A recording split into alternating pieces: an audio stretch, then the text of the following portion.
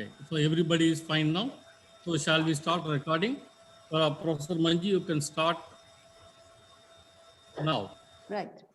Hello everyone, welcome to Sahitya Akademi's Webline Literature series. Today's program is in English language. There are various types of those who have been watching our channel for last few months. They will be know that we had symposiums, a couple of symposia, and then we have poetry reading, discussions on poetry, panel discussions on speculative Indian literature, etc., etc. And today's program is going to feature very distinguished panel of speakers. They are going to present papers. This program is going to be chaired by Professor Manju, Jaidka.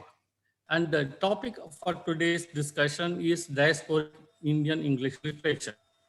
And Indian diaspora had a long history from Romani, if we can count them in Europe, to Tamilians in East Asia, before the advent of dawn of modern era. I'm talking about that. So we have chronicles and recording of Bodhisena in Japan. So those group of people, the community, the settlement, they went and settled in Japan, and they even carried a script from India to there. And what happened was, in turn, they even also brought here, or say, I don't know how the communication worked 1500 years ago, I don't know. So what we have is some kind of a remnants, scatterings of literature that came from Japan, probably 10th or 11th century onwards. And then we have in the modern era, all of you know about how migrant laborers were taken to work as indentured laborers in Caribbean, South Africa, Madagascar, Mauritius, Reunion, and so on. Their history shows not only the travails they endured, but also how they overcame the odds very successfully. As the time went by, their lives took upward graph. They settled down. Generation after generation. Some of them started capturing the struggles, their experiences in paper and pen. So, well, I don't want to take much of your time. So we initially, when we see that it's more towards a acute quest for identity, that's common. That's a very understandable. So nostalgia for roots, a sense of guilt, and how they were exploited in foreign lands, and so on. Basically, it's a longing to return to the roots that dominated the early diaspora literature, whichever language it may be in Hindi, it may be in English, it may be in Tamil. But as we went on, and all of you must be knowing the contemporary time in the last 100 years, not even contemporary. We had Nira, the V.S. Naipaul, Bharti Mukherjee, Anita Desai. They all had belonged to a particular era where they represented some kind of they act as a link, so to speak, between the medieval times to modern. And then more recently, we had Salman Rushdie, Shashi Tharoor, Amitav Ghosh, Vikram Seth, Jhumpa Lakhri, Hari Kunzu. I don't know, this goes on and on and on. And but one thing that has happened is that this particular English diaspora literature, what it done is, it has influenced the way in which the publication production takes place, the commercial success, especially the critical review of the works of these authors just now I mentioned, and much more host of a galaxy of other writers. Actually, it helped the Indian literature. One, it put Indian literature on the global map, and two, it helped Indian language publishers to change and of their style of production and dissemination. So with these few words, I am very, very happy to welcome all of you. And now I hand over to Professor Manju Jaidka. Ma'am, please. Thank you, sir. Thank you for the very lucid introduction. And I am happy to see that I have some very well-known names out here, people who have been working on the diasporic tradition in Indian writing. We have 5 speakers, 1, 2, 3, 4, 5, 6. 6 speakers out here, and we have 2.5 hours almost at our disposal. I think it will be fine if you speak for about 15 minutes, extendable by 1 or 2 more minutes. and then we can have a discussion at the end, or we can have it in between after the papers. What would the speakers prefer? Would you like? I think at the end is At the better. end, Fine. Yeah. At the end will be fine. Yes. So we'll have, so we Only begin. Yes. Yeah, sorry. just one point, like I have to leave at 4:30. I'll be traveling. So like while traveling, I may not be able to join the discussion. So I may be connected, but since I will be moving around, so No, In no, any no. case, you are the first speaker. You're the first speaker. So we'll have you first of all. And then if there are any queries, we can, I'm sure with the other experts on the screen out here, we'll be able to handle them. Right? So with Amit, that, you can actually leave, I mean, before you leave, whatever comments you have in the comments, so that we can, other speakers can see. Yeah, that's thank right. you. So let me give a brief introduction to the speakers of the day. We have, first of all, Dr. Amit Saha. He is an assistant professor in the Department of English at CCOM Skills University. He is also a researcher, critic, short story writer, and poet. He obtained his PhD in English from Calcutta University in 2010. His doctoral dissertation is called The Indian Diaspora in Transition, reading Anita Desai, Bharati Mukherjee, Sunetra Gupta, and Jhumpa Lahiri. His research articles have appeared in journals and books nationally and also internationally. And well, welcome Amit Saha. Welcome to this panel. The second speaker will be Dr. Debashis Bandyopadhyay, who is a professor of English at Rabindra Bharati University, Kolkata. Debashis, welcome. Formerly, he was professor at Vidyasagar University and BHU. He is also a visiting professor at the University of Guanajuato, Mexico. And as a Fulbright scholar, he pursued research on American cultural identity in USA. He's taught as adjunct faculty at California State University, Fresno, and he's also been a Charles Wallace postdoctoral fellow. He has a book, Locating the Anglo-Indian Self in Ruskin Bond, a post-colonial review that was brought out by Anthem Press, New York. So welcome, Dr. Debashis Bandyopadhyay. Thank you, ma'am. Yeah. The third speaker will be Professor Kalpana. Professor Kalpana completed her post-graduation at Bangalore University and her MPhil and PhD from Pondicherry University.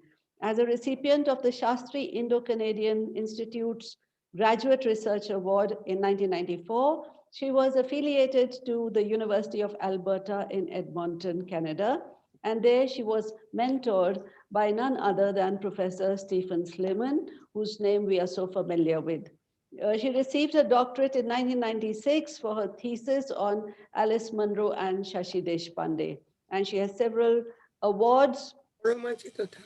Kalpana, where do you teach now? Are you teaching somewhere? I can't hear you. Please unmute yourself. No, please unmute Kalpana, yourself. please unmute yourself. Unmuted. I have unmuted. Yeah. Can you hear me? Yes, where do you teach now? I teach at Pondicherry University. I'm heading the department here. Okay, because it wasn't mentioned out here. Next, we have Julie Banerjee, Dr. Julie Banerjee Mehta, and she was selected as one of 16 most influential South Asians in Canada. An author and specialist in post-colonial, diasporic, and world literatures, she has conceptualized and taught the Chancellor Emerita and Senator Vivian Poy Endowed Program. It sounds so impressive. Wow. At the Canadian Academy on Asian Cultures and Literature in the University of Toronto. She has researched and published extensively on the diaspora, post-colonial studies, and reconstruction post-genocide. And she's the author of Dance of Life, the Mythology, History and Politics of Cambodian Literature, and also the bestseller, Strong Man, the biography of Cambodian Prime Minister Hun Sen with Harish Mehta. So welcome to this session, Dr. Mehta. She has a PhD from the University of Toronto, and she's currently teaching in Loreto College, Calcutta. Then we have Dr. Somdatta Mandal, who retired as Professor of English and Chairperson at the Department of English, Vishwa Bharati Shanti Niketan. She has held several administrative posts and she's lectured widely in national and international fora. A recipient of several prestigious international fellowships and awards from the Fulbright Foundation, Charles Wallace Trust, Rockefeller Foundation, Shastri Indo-Canadian Institute, and Sahitya Akademi, her areas of interest are varied: American literature, contemporary fiction, film, cultural studies, diaspora studies, and translation. She has authored and edited and co-edited several books, journals, anthologies. Somdatta has been a great friend for a long time, and I know whenever she goes anywhere to give a lecture, there are people who come from surrounding areas and cities to listen to her lecture. Good to see you here, Somdatta. Then we have Dr. Tania Chakravertty, who is currently the Dean of Students' Welfare, Diamond Harbour Women's University. Chakravertty has a PhD on gender representations in Ernest Hemingway under the supervision of Professor Sanjukta Dasgupta. She has formerly taught at Sri Shikshayatan College, Kolkata, and as guest faculty at Calcutta University. She visited the US to participate in the IVLP program, as it is called. Her areas of interest include gender studies, American literature, and literature of the diaspora. Chakravertty is the Joint Secretary, Executive Council of the Intercultural Poetry and Performance Library, and the first coordinator and steering committee member of the American Literature and Culture Interest Group, which is aided by the US Consulate General, Kolkata. So welcome to all of you. And I can see that the clock is ticking away. So let's get down to it. And sir, is it okay? You have something to say, Manju, sir? thank you very much. Let me have the pleasure of introducing you to all those who are watching the show today. Professor Manju Jaidka is a senior professor at Shulni University, Solan, Himachal Pradesh, and she was formerly a professor and chairperson of the Department of English at Punjab University. And she has published more than 20 books in her entire career and more than 60 research papers in reputed national and international journals. As a creative writer, she has published a collection of poems, a play, 3 novels, including Scandal Point, which was published in 2011, Amalta's Avenue, it was published in 2014. Her non-fiction publications titled The Next Milestone was commissioned by the World Health Organization on the management of disability, a collection of poems. So that came out in 2019. A 4th novel is about the light of the day. You know, well, it's going to be maybe in 2021, 2020, all of us were almost filled by the pandemic. As a chairperson of Chandigarh Sahitya Akademi from 2008 to 2015, she organized and participated in several literature festivals. She is presently the president, chief functionary of MELO, the Society for Study of Multi-Ethnic Literatures of the World. Additionally, Jaidka has held the post of Executive Director of International American Studies Association and also serves on the advisory board of several international organizations. It's a great privilege to have you with us today, Professor Manju. Thank you, sir. I've just eaten some more minutes out of that time. But I must tell you, we just concluded a literature festival yesterday. It was a 3-day literature festival in Shulini University, a virtual one in which we had more than 60 speakers, and it ran through 20 sessions. We had some very good speakers. We keep having such events. And particularly every Friday, we have a literary event. If anybody is interested in joining, just let me know. Anyway, coming back to it, Amit Shankar Saha, can we have your presentation first? Yeah, thank you very much. I am thankful to Sahitya Akademi and especially to Professor Sanjukta Dasgupta for inviting me to present my paper at this gathering. The seminar on Diasporic Indian English Literature, and my paper is titled The Diasporic Indian English Literature, the Space of Disjuncture. The concept of diaspora in Indian culture has pre-existing linguistic formulations since ages past.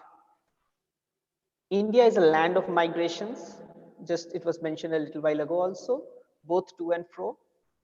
The existence of multiplicity of cultures, religions, language, thoughts, and so on are proof of the inflow of migrants into the subcontinent from prehistoric times.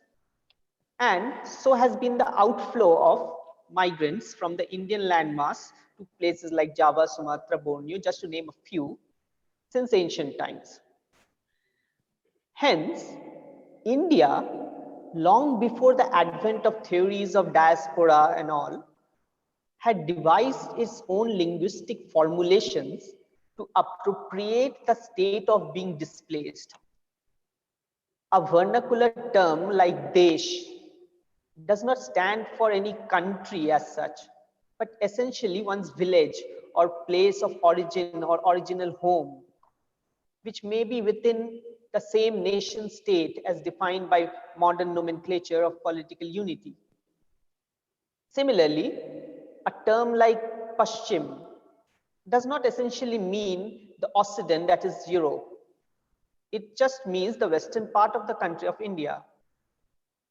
These native words associated with migration have the same etymologic that tropes of modern diaspora formations have generated, like home, homeland, origins, east-west binary, and others. So, it cannot be said that the diasporic Indian English literature is entirely an emergent genre without any tradition or roots. We have these linguistic formulations pre-existing. Let us now come to the title of this seminar. Term by term, let us take it. Diasporic Indian English Literature. The first term is diasporic, obviously. The indication is to the Indian diaspora. And specifically the modern Indian diaspora, which is again divided into two parts. The sugar diaspora, comprising the indentured laborers who migrated during the colonial rule, and the masala diaspora, constituting post-independence voluntary migrations to the metropolitan centers of the West. Then there are other less acknowledged diasporas, like those in the Gulf countries, the twice displaced from Africa, the Tamils in Sri Lanka, the Mirpuris in Bradford, and so on. So this is about the diaspora. Then we come to the term Indian. And here we associate it with tradition. Salman Rushdie, in his essay Imaginary Homelands, says, and I quote, Swift, Conrad, Marx, and even Melville, Hemingway, Bellow are as much our literary forebears as Tagore or Raja Ram Mohan Roy. It is interesting, unquote, it is interesting to note that many of these diasporic Indian writers of the second generation, especially, have found the literary heritage in the Indian literary tradition, in addition to the tradition of the Western literature. Jhumpa Lahiri's works have been compared with the works of Ashapurna Devi, Sharat Chandra Chattopadhyay, and Rabindranath Tagore, apart from being part of the American literary tradition. So this is about the Indian part. Next, the third term is English. And here comes the disjuncture, because we are mixing native tradition with a colonial language. Arjun Appadurai, in his influential essay titled Disjuncture and Difference in the Global Cultural Economy, describes 5 disjuncture zones that comprise the global cultural economy. I will take 2 of them. One is the native tradition that I mentioned, that comes from the term Indian, belongs to the zone of ethnoscape. That is what he has nomenclatured. Ethnoscape, because it emanates from the landscape of people. So the native tradition, the Indian tradition that we know, is emanating from the landscape of the people who populate this land. Then we have the colonial language, that is the English language, which belongs to the zone of ideoscape because it involves politics of the state in order to capture power. Language is always associated with power. The British Baudelaireized our native language to make us mute. And in the process, we captured their language to strike back and reach their land. The diasporic Indian may be a nationalist and swear allegiance to the country of origin, and still, by being a willing participant to his or her mediation through a language that is an instrument of global capitalist oppression, that very allegiance is weakened. Here lies the disjoint or disjuncture, where the ethnoscape and the ideoscape coexist in a complex relationship with each other. The Indian English, the Indian comprising the ethnoscape because it belongs to tradition, and the English language belongs to the ideoscape. And there's a disjuncture between them.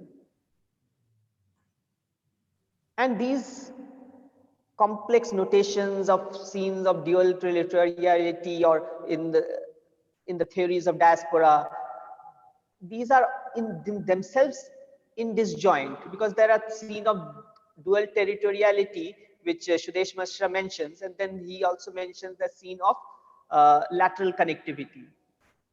But that is too much jargon specific. But what I'm pointing at is that this complex relationship between ethnoscape and ideoscape, and it is this space of disjuncture from where literature is born. And hence we come to the fourth term of our seminar's title, that is literature. This diaspora literature we can define from the time of Deen Muhammad.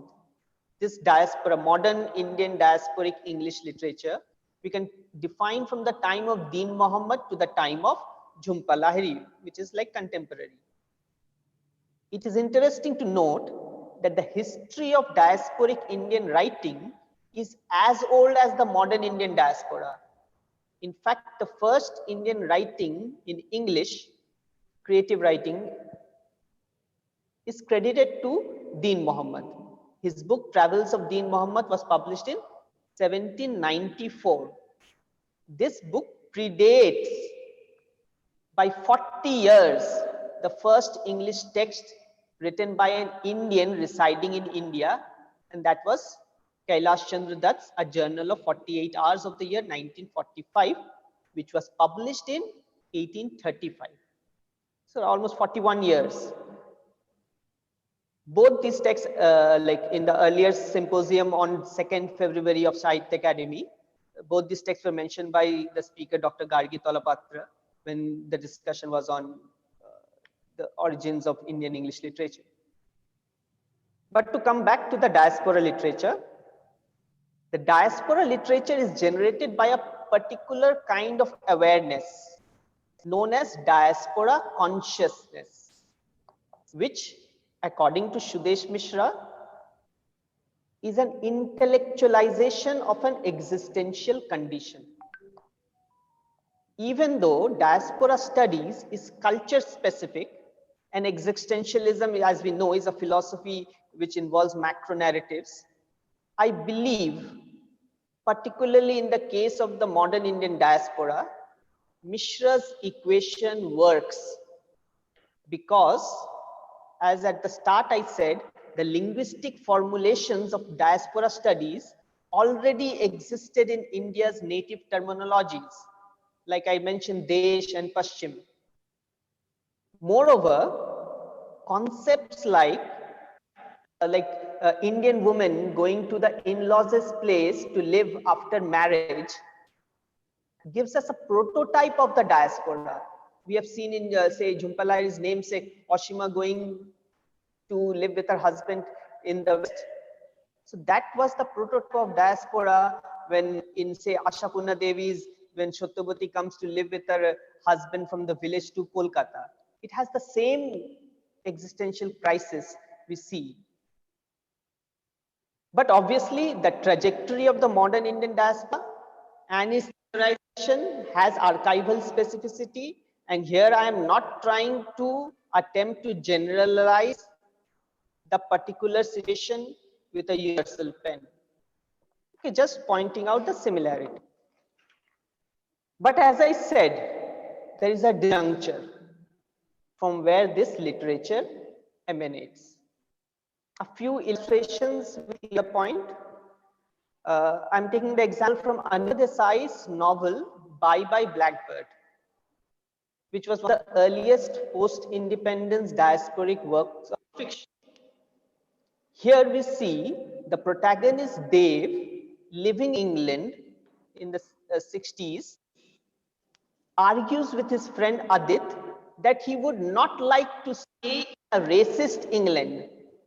But at the same time, he also acknowledges that he would go back to India as an England returned teacher. Dave seemed to have nationalist allegiance to India, and yet, as a transnational, he ruptures that allegiance. The disjuncture is quite apparent. Another example, like say from Jhumpa Lahiri's short stories, Interpreter of Melodies. Here we see the protagonist, Mrs. Das, born and bred in the West, visits India as a tourist and makes a stark confession about her life in New Jersey to an Indian tourist guide with whom she just has a fleeting contact. Mrs. Das does not find a confidant in the West. It is because she knows that she has a refuge away from her place of dwelling.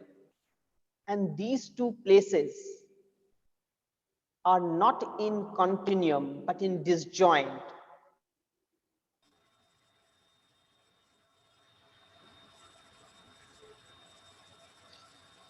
I think there's a connectivity issue. So while we wait for Amit Saha to come back, let me remind you that he's 14 minutes into his talk, and he has another couple of minutes to wind up, but let's give him some time. He has been, so far, yes, he's come back. Amit, we lost you for a couple of minutes. Yeah, some call came. You have a couple of minutes more, Amit. Yeah, okay, I'll just wind up. Yeah. So as I was saying, in Jhumpa Lahiri's short stories, Interpreter of Melodies, Mrs. Das makes a confession. She comes to India as a tourist. She makes a confession to a tourist guide. She does not find the confidant in the West. Why? Because she knows that in India, she has a place which is in disjoint with the other place where she is residing. And this condition gives her the possibility of coexistence of multiple disjunctured identities. And this is the crux of diasporic literature. It makes possible the existence of multiplicities in the space of this disjuncture. And that is where I should end. Thank you. Thank you. Thank you very much, Amit.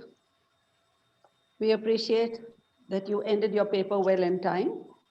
From that, we move on to Dr. Debashis Bandyopadhyay. Dr. Debashis, all yours.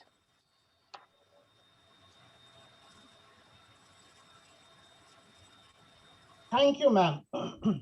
So I apologize at the very beginning that I am not an expert on diasporic studies at all. When Sahitya Akademi contacted me for this occasion in less than a week to spare, I felt nervous and agreed with some hesitation. This is not so much a paper as such, I'm telling you at the very beginning. I will be trying to bring some scattered thoughts together on my recent excursions into the literature of Rabindranath Tagore's tours to the USA. He stayed in the USA altogether for 17 months. And according to the more inclusive redefinitions of diasporic consciousness propounded by scholars like Rogers Brubaker and Agnieszka Weiner, I would prefer to categorize some of Tagore's home thoughts from abroad as bordering on diasporic consciousness. From the point of view of a highly corporatized and globalized worldview, the idea of diaspora, for that matter, is constantly undergoing change. At one point of time, Tagore's letters from the USA and compositions in the USA embodying this American musings would very much become the part of diasporic studies. I'm afraid if it might appear too premature to take the liberty of broadening the scope of diasporic studies in this sense here, please bear with me for some more time.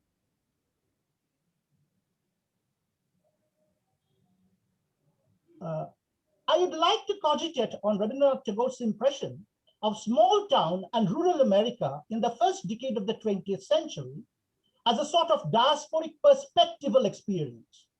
I would try to understand whether it is possible to see Tagore's take on America through what Arjuna Padurai in his 1990 essay calls disjuncture and difference in the cultural flow of ethnoscapes and idioscapes. Amit had made my task easier because he had already introduced this particular concept of Padurai. I'm not going into the nitty-gritties of the conceptual part of Padurai. However, I would like to elaborate a little upon the notion of idioscape, which has been cursorily mentioned by Amit because of the lack of time. Tagore brought with him, when he came to live with his son in Urbana, Champaign in Illinois, and journeyed through the rich Californian orange orchards, did not so much suffer a disjunctive shock as Appadurai points out diasporic experiences in the USA suffer due to what he calls the phenomena of quote-unquote Americanization or commoditization of cultural experiences which are markedly different from home. Appadurai proposes an elementary framework for the exploration of the disjunctures between economy, culture, and politics that engender the complexity of the current global economy. He speaks about the 5 scapes of which had already been introduced by Amit. I would elaborate a little upon idioscapes because that is very pertinent to my take upon Tagore's visit to the USA. Idioscapes are images of a political kind related to the ideologies of states and counter-ideologies of movements oriented to capturing state power or a piece of it.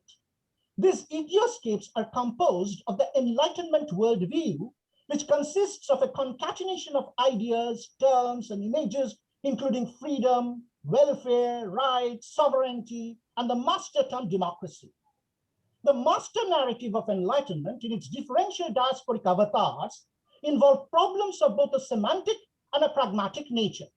Semantic to the extent that words and their lexical equivalents require careful translation from context to context in their global movements, and pragmatic to the extent that the use of these words by political actors and their audiences may be subject to very different sets of contextual conventions that mediate their translation into public politics. Such conventions are not only matters of the nature of political rhetoric, but also involve what sets of communicative genres are valued in what way. For example, one of the diasporic migrations of enlightenment to the East has been the rise of nationalism in India towards the end of the 19th century. If the political rhetoric of the time had coined the term, quote unquote, Swadeshi, to defeat the capitalistic mercantile exploitation of the colonial government, its new nationalist equivalent at the present time is Atmanirbhar Bharat.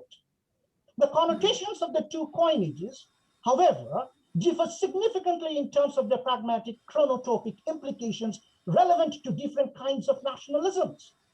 In the same way, when Tagore's lectures in the US, compiled in the treatise called Sadhana, is given an American name, it curiously took a Whitmanesque Song of Myself title, realization of the self.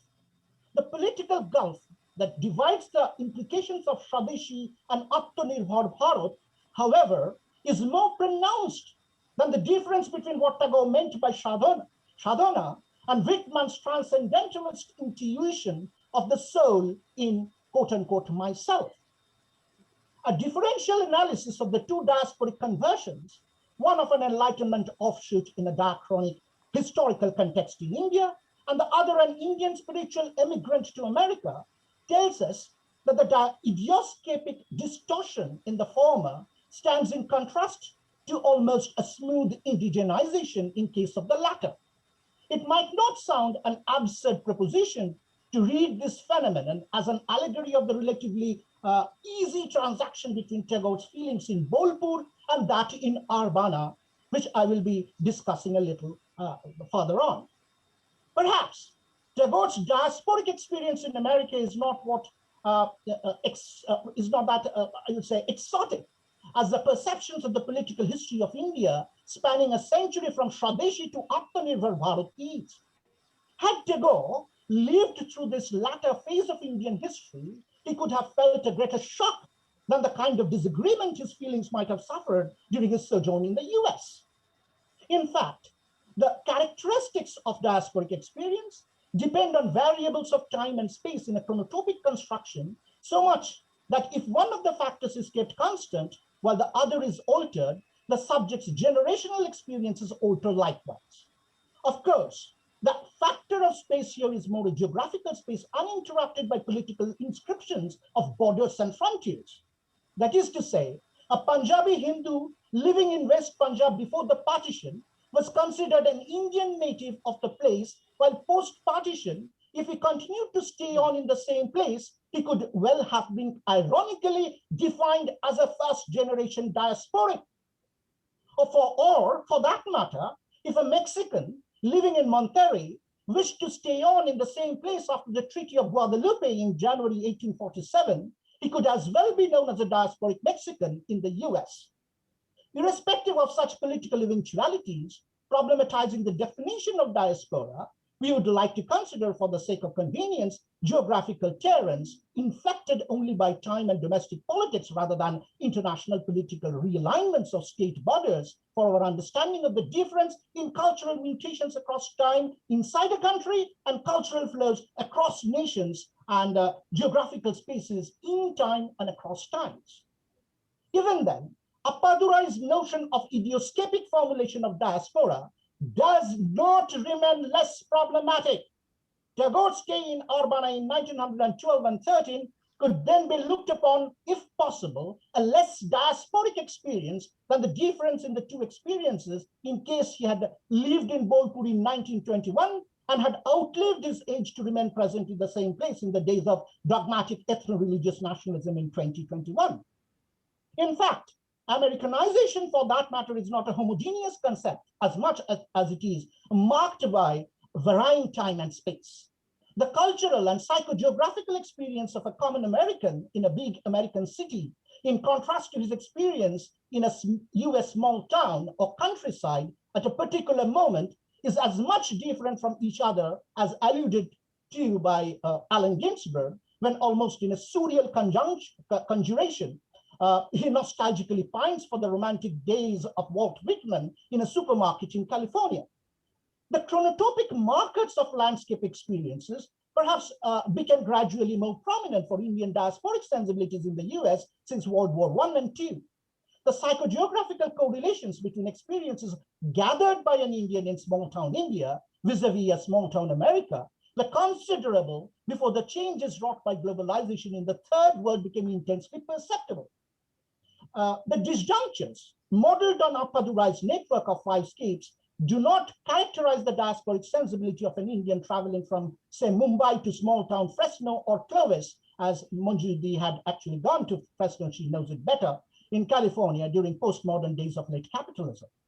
The capitalist strains of production incapacitate the agency of an Indian consumer in an Indian multiplex at a time when corporate MNC players are promoted ironically by the state that draws its idioscape from the forces of dogmatic ethno-religious nationalism.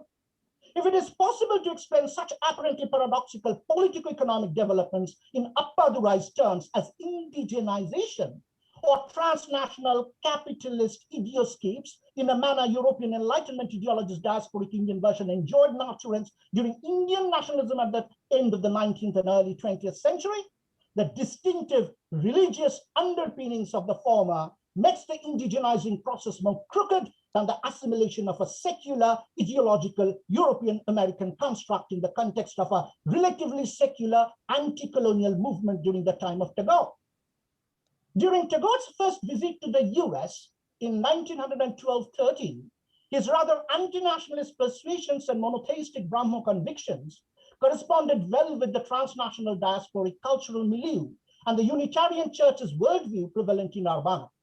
Rural Urbana at that time had a tremendous psychogeographical influence on Tagore, so much so that he envisaged the creation of Shantiniketan to some extent upon experiences of the comparable ethnoscape of Urbana. In case of Tagore, Appadurai's idea of the indigenizing potential of the diasporic space in the USA saw its reverse effect in Tagore's repatriation of the Urbana and small-town American experience to Bolpur in India. On his arrival to New York in 1912, Tagore's first experience was not agreeable. He soon took the train westward and found the plains of Illinois much more to his liking. In a letter to his American friend William Rothenstein, he wrote, quote, "The country round is flat and open, which has a great attraction for me, reminding me of my own scenery." Unquote. The months which followed were probably the happiest of all those Tagore spent in the US. He lived naturally and quietly in a house in a small university town. Tagore's Bengali letters from Urbana, which had already been translated, compiled in the Chichi Patra volume 4 and 5, testify to his experience of the daily sight of a university in the midst of the Midwestern plains as considerable inspiration behind his dream of founding his own university on the plains of Bengal, a plan which he put into effect in 1921. Remember, this year is the centenary of Vishwabharati. Somdatta is there. The ethnoscape of Urbana, from Tagore's perspective, cannot be called, after Appadurai, an imagined world. It was a lived experience, mediated only by his memory of living in a Bengal plain, rather than by any varying repertoire of images presented to him through mediascapes. The disagreeable experience of metropolitan New York was simply supplanted by the real experience of comfort in small-town Urbana. Reality and the poet-philosopher's aesthetic sensibilities worked in conjunction in this American small town, so much so that he returned to Urbana during the second tour to America in 1916-17 and talked of his overall impression of America as congenial, mostly because his experience in Illinois had overwhelmed all forms of perspectival disjunctures that the diasporic sensibility, according to Appadurai, is likely to suffer. The lectures that Tagore was invited to deliver in the metropolitan institutions in the US, especially Harvard, are compiled as Sadhana with the help of his American friend Ernest Reeves. The aesthetic and spiritual comfort that you attend in small town America. Will I be given another 2 or 3 minutes? Take a minute or so. Okay. So I'm not getting into the details of Sadhana because it requires a much more closer reading. So I will be coming to the end. I'm just giving you the simulacrum of my thoughts, those particular pieces of my thoughts that I had actually thinking of. It is in the process of writing this particular paper. So I thought of actually speaking about the motive or the basic theme of the paper. So just to come to the last point that I would like to make. During his stay in Urbana in 1912, the missionary consciousness which had been gestating in Tagore's mind for some time found expression. His career as a lecturer in English began when his local Unitarian minister, the Reverend Mr. Vail, invited him to speak on religious experience to a Sunday evening group interested in comparative religions. The 51-year-old poet-philosopher made such an impression that he was he was asked to talk again and again on subsequent Sunday evenings. It is not strange that his idea was influenced by the nascent Unitarian movement in England and the United States in the 1820s and the 1830s by Ram Mohan Roy. Tagore's easy acceptance by the Unitarian Church in Albania, because the comparable ideologies of the two facilitated in him a sense of unalloyed identification with the new ethnoscape, which was the inspiration behind his 1922 book of essays entitled Creative Unity. The fact that he dedicated his play Chitra to Mrs. Moody, with whom he stayed in Chicago, and Creative Unity to a Chicago friend of his called Edwin H. Lewis, who was Unitarian by persuasion, is proof of Tagore's sense of both ethnoscapic and idioscapic belonging to small-town America. The psychogeographic identification with American countryside was effected also during Tagore's second visit to the USA in 1916-17. With the beginning of World War I, Tagore repudiated the nationalist construct of European Enlightenment. His critique of nationalism was received with considerable fervor in different cities of the US, including Chicago. During his lecture tour in Southern California, he felt a sense of déjà vu on visiting the orange orchards. He even meditated upon an orange tree. If we consider his letters to American and European friends as a part of a literary corpus embodying the poet-philosopher's diasporic consciousness, the generic chronotopic convention of diasporic English literature would not only broaden its legitimate horizons beyond the hitherto acceptable ambit, but would also redefine diasporic sensibilities by recognizing recognizing tools as hermeneutic imperative for rewriting textualities of epistemic flows. The very notion of Appadurai's cultural flows of disjuncture would be completely reversed with the case of Tagore. Thank you, ma'am. Thank you very much, Dr. Debashis. We've had two papers so far, and even though they are dealing with separate issues, the first one talked about Anita Desai and Jhumpa Lahiri, and the second one focused on Tagore. Still, there is a lot of similarity between the two because they have both focused on Arjun Appadurai, his ideas on idioscape and ethnoscape and disjuncture. So keep your ideas noted down and we'll have a discussion at the end. Meanwhile, we'll go on to the next speaker, and that is Kalpana, Professor Kalpana. Yes, Kalpana? Thank you very much for the introduction as well as for inviting me. A very good afternoon to everyone here, and I'm indeed very happy to be here for this particular occasion.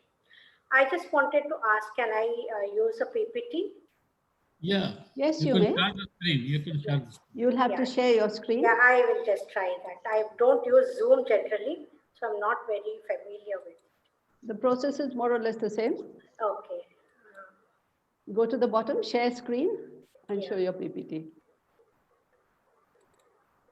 Is it coming up? Yes, yes, it is. Yeah.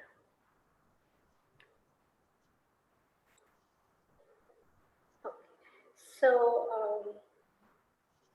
I'm looking at particularly series of writers from Canada. Not too many because I don't have the time and the space to discuss everyone. But I thought I would like to particularize certain problems that they are bringing up. We have generally, when we talk about diasporic problems, you see, we discuss generally an indecision regarding the home because there's always a question of which place one belongs to. This has been a general trend. The second aspect that all of us know is that there is an ambivalence, especially in terms of where does one belong. One is not very feeling rooted in a particular situation, or one doesn't have an idea where one is. So there is a problem with this kind of envisagement. Thirdly, we have identities that are ambiguous because the identities are always in a kind of flux.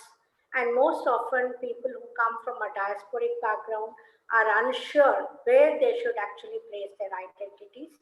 They have a whole series of them and they're unsure where to. And I think this is probably what Appadurai was also pointing out when he talked about the scapes. Then we have the problem of binary cultures because, adoption of various cultures, and especially one moves from a place to place, the dislocation always increases the concept of multiple cultures and that plurality. How does one look into it is a question that one has. So what I wanted to do today was I wanted to look at how the questions, at least of resolving, how do these problems get resolved, and how do the writers especially discuss these. So these were the few ideas that I had with which I'm beginning. I look at two concepts. One is identity and the other is culture. I have two quotations here, one from Sokfeld and the other from Handler. Sokfeld's quote says that the concept of identity has to be seen in close connection to a concept of self. And the other one that Handler talks about is that culture gets constructed, deconstructed, and reconstructed as people pursue their identity. Unquote. I am interested in both these quotations basically because I think in some way the paper that I'm going to present to you discusses these concepts of identity, where the writers are to some extent bringing in a concept of the self.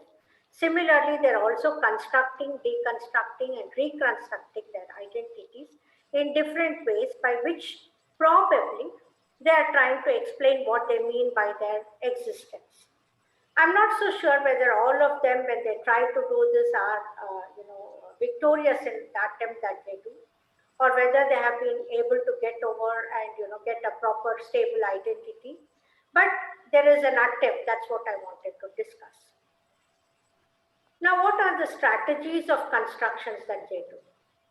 Again, I use particular quotation here from the idea of the implosion of identity politics since 1989, which actually, I don't read the whole quote, explains that there's a marked proliferation of claims to rights and resources made through, basically these aspects, that is gender, generation, race, religion, sexuality, style, culture, and various displacements of class.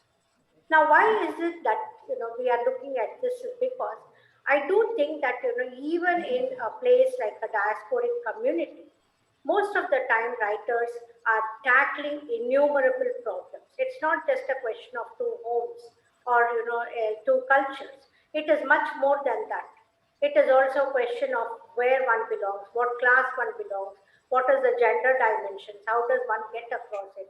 So there are innumerable problems that are there, and it is not easy to explain this by just looking at diaspora and homogenizing and saying that these are the problems that they face. Similarly, whenever there is this question of even a post-colonial attempt to look at them, the whole problem that comes up is the conditionality of these people and how it gets overlaid and undercut by the fractal politics of difference. So even when we look at an Indian diaspora, let's say in America or in Canada, they are not homogeneous because there are many gaps even between them. There are many things which seem to be very different among the groups of people that are in it.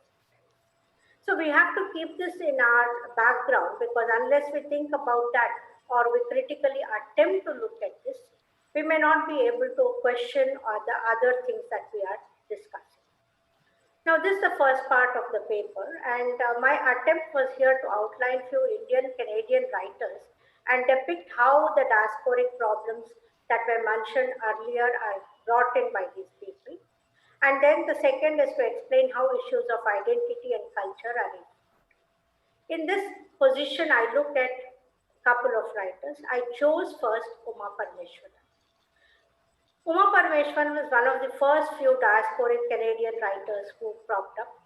She comes from a Tamil background, and in fact, she mentions in an interview that for her, going to Canada and being there was a pleasant experience, unlike others who generally talk about discrimination and race. She also repeatedly goes back to the fact that, using myths in various kinds of locations. In fact, one of her plays, Sita's Promise, uses mythology in a way where, there is an affirmation that multiculturalism is part of the diasporic group. And she talks about Rama, Sita, and Lakshmana, who visit Canada during their exile. And then Sita's promise again that she will visit again Canada. Now, in a way, what she does in most of the works is that she utilizes these mythical identities and transports them to Canada. And in fact, even in one of her poems, She uses, the Asini-born river becomes the Ganga. So these kind of transpositions that she utilizes is an important aspect for us because it promotes for us certain questions that I have, which I was thinking of, and which she at least attempts to give us. She says that, we are caught or sandwiched between two worlds, and she calls it as the Trishankhu syndrome. She also mentions that she is a writer activist. She says that using the myth delivers for her a sense of belonging.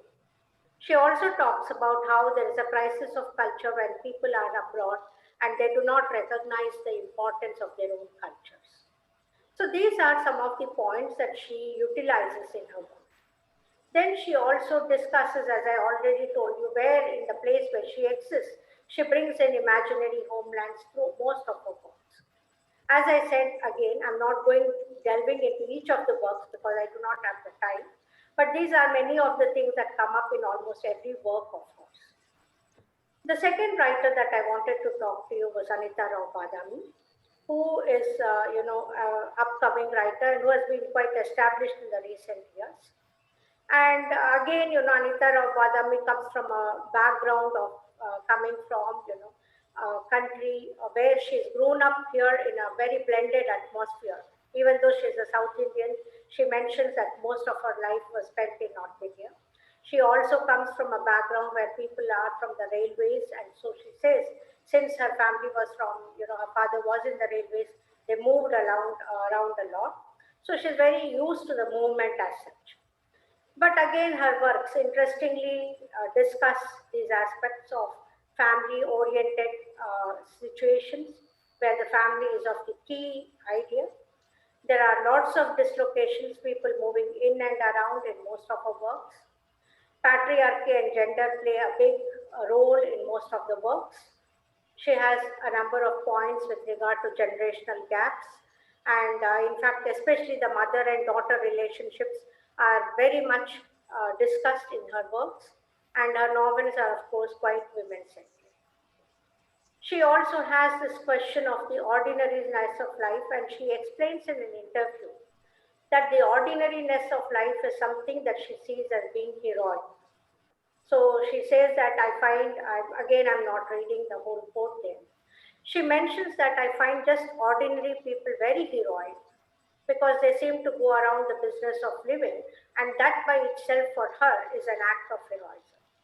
This is a facet that I find extremely fascinating because the common ordinary people live in an existence where they are unable to make anything more of their lives, and to see that as heroism is something that is important for anyone.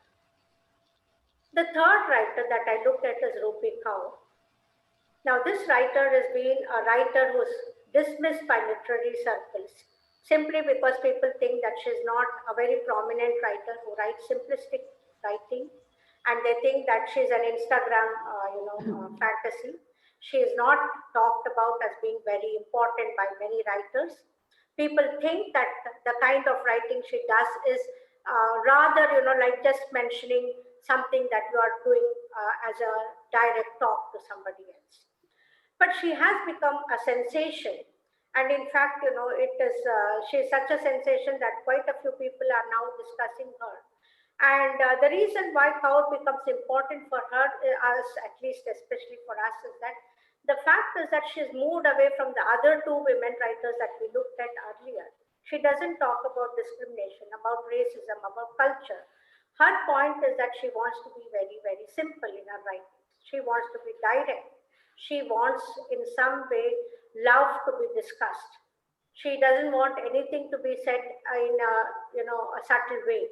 She wants her trauma and survival. These are the aspects that she thinks need to be coming out. And it seems that the youngsters today are very much enamored by this kind of writing, where they're trying to see Rupi Kaur as somebody that they would like to in some way, adopt as a writer whom they themselves idealize and bring up. Now, why I wanted to use Rupi Kaur here was basically because I wanted to point out the fact that the diasporic elements that I discussed in the initial stages have moved away, and we're looking at a new set of identities which seem to be so different from the normal of discrimination, of dislocation and things like that. And interestingly, we have a fourth writer with which probably I'll end today's discussion, who is so much different from any of the others that we have looked at. And this is a woman called as Shaya, who is a transgender. And what does she do is that she brings in the politics in some way of trying to explain that she uses her queer identity to question where is she placed in the diasporic background. And she is bringing you up, this is a photographic exhibition of hers called as Trisha. And she's, of course, the author of 2 novels called as She of the Mountains and The God Loves Hair. She has also written a number of short stories. But I wanted to just give you this example of Trisha, because here what she does in the photographs is that one of these is her mother's and one is herself. There's a whole series of photographs. And in every photograph where she looks like her mother, she has brought in an element of modernness that is there. In fact, I couldn't place that picture here today, but there's a picture where she's talking on a cell phone, and the mother is actually talking on a landline, which belongs to an old era. So she brings in this element of trying to discuss in some way the notion that, there is a different genres of people who are there, that like a mother and she come from different genres. But at the same time, there is a similar vein or a similar thread that bonds them together, and which seems to be an important aspect for her to be discussing. And then again, we go back to these questions of what is she trying to look at. She brings in family and navigation as an aspect. She brings around cultural connections. She talks about generational changes. She also discusses diaspora and being queer itself. Now, the 2 people that I discussed at the later point, that is Rupi Kaur and Shaya, interestingly enough, break spatial backdrops because they occupy spaces which we cannot describe as being diasporic. They are also occupying spaces by which they are talking about being novelties in different ways, because now the one says that she's a transgender and the other says that she's an Instagram success. So we are looking at 2 very different aspirations of diasporic community that comes up through the writings. So now the questions that we have, or the resolutions that I want to ask, is that what are the ways that we have looked at home in the 4 writers? And home, again, as I said, if in the first writer she has carried the home from India into Canada, and the second has tried to navigate between the 2. The third and the fourth have made new ideas about home for themselves. No longer is home something that is a conjecture of saying which is the host land and the homeland. Spatial markers have changed. No longer are they very much in imaginative places. Both the younger writers occupy very realistic spaces. They try to explain that these are the spaces that belong to them and that they're very comfortable in this, unlike the first 2 writers. Then they also begin to forge new identities, unlike the earlier 2 writers, like the Anita Rao Badami or like Uma Parmeshwaram. They have started to develop new identities, which I'm not so sure whether in diasporic identities we have even been discussing. They are also imagining innovative cultural representations, because no longer is it the novel, the poem, or a drama. It is things like small poems with images in Instagram, Twitter, social media, as well as photographs, memes, and these are the identities that the younger writers are taking. So anyway, I wanted to bring in this notion of looking at how these writers develop themselves and how diaspora becomes an important aspect by which we are looking at various concepts that they are trying to visualize. And I did not want to take too much of your time. I hope I've given you a small picture. It's a bird's eye view, I can say, of trying to talk about how writers have tried to build up the diasporic identities and cultures. And I hope I've given you a little bit of what I wanted to say. Thank you all for your patience and your time. And I'm very happy to have any questions that you have at the end. Thank you extremely. Thank you, Kalpana. Thank you very much. And thank you for introducing to us a writer like Vivek Shraya that I personally was not aware of. You started with the regular markers, as you call them, home, identity, belonging, and so on. But then you moved on. You brought in Twitter and Instagram. I'm sure we'll have a lot of discussion on that. But for now, let us move on to Dr. Julie Banerjee Mehta. Dr. Julie Banerjee Mehta. It gives me immense pleasure to be among this dynamic group of scholars, so invested in Indian writing in English in the diaspora. I would like very much to thank the Sahitya Akademi for this kind invitation, and my gratitude to Professor Somdatta Mandal, that dynamic visionary academic with a remarkable aptitude for inclusiveness, who has introduced me to this wonderful group of people. I haven't been back in India for too long, so some of you might be strangers to me, but I do know you by your work. Dr. Rajmohan and Professor Jaidka and all my panelist friends, my conversation today is in two parts. First, words, then images to connect the theory to the practice and the praxis. So I argue that in their deployment of the two most powerful cultural markers that reside in the tongue, language and food, Indian and Sri Lankan diasporic writers, specifically for this conversation today, Indian-Canadian writer, and there you go, Professor Kalpana, you've made a wonderful segue for me to enter here. One of my favorite writers, Anita Rao Badami, Sri Lankan Canadian novelists Shyam Selvadurai and Michael Ondaatje, an Indian-American fiction writer, and now famous for her translation, Jhumpa Lahiri, are continuously raising a route, or if you use it as a pun, a route, by performing an act of hyphenation. This in turn signifies a transnational identity founded on the bedrock of unstable history, symptomatic of almost all immigrant communities.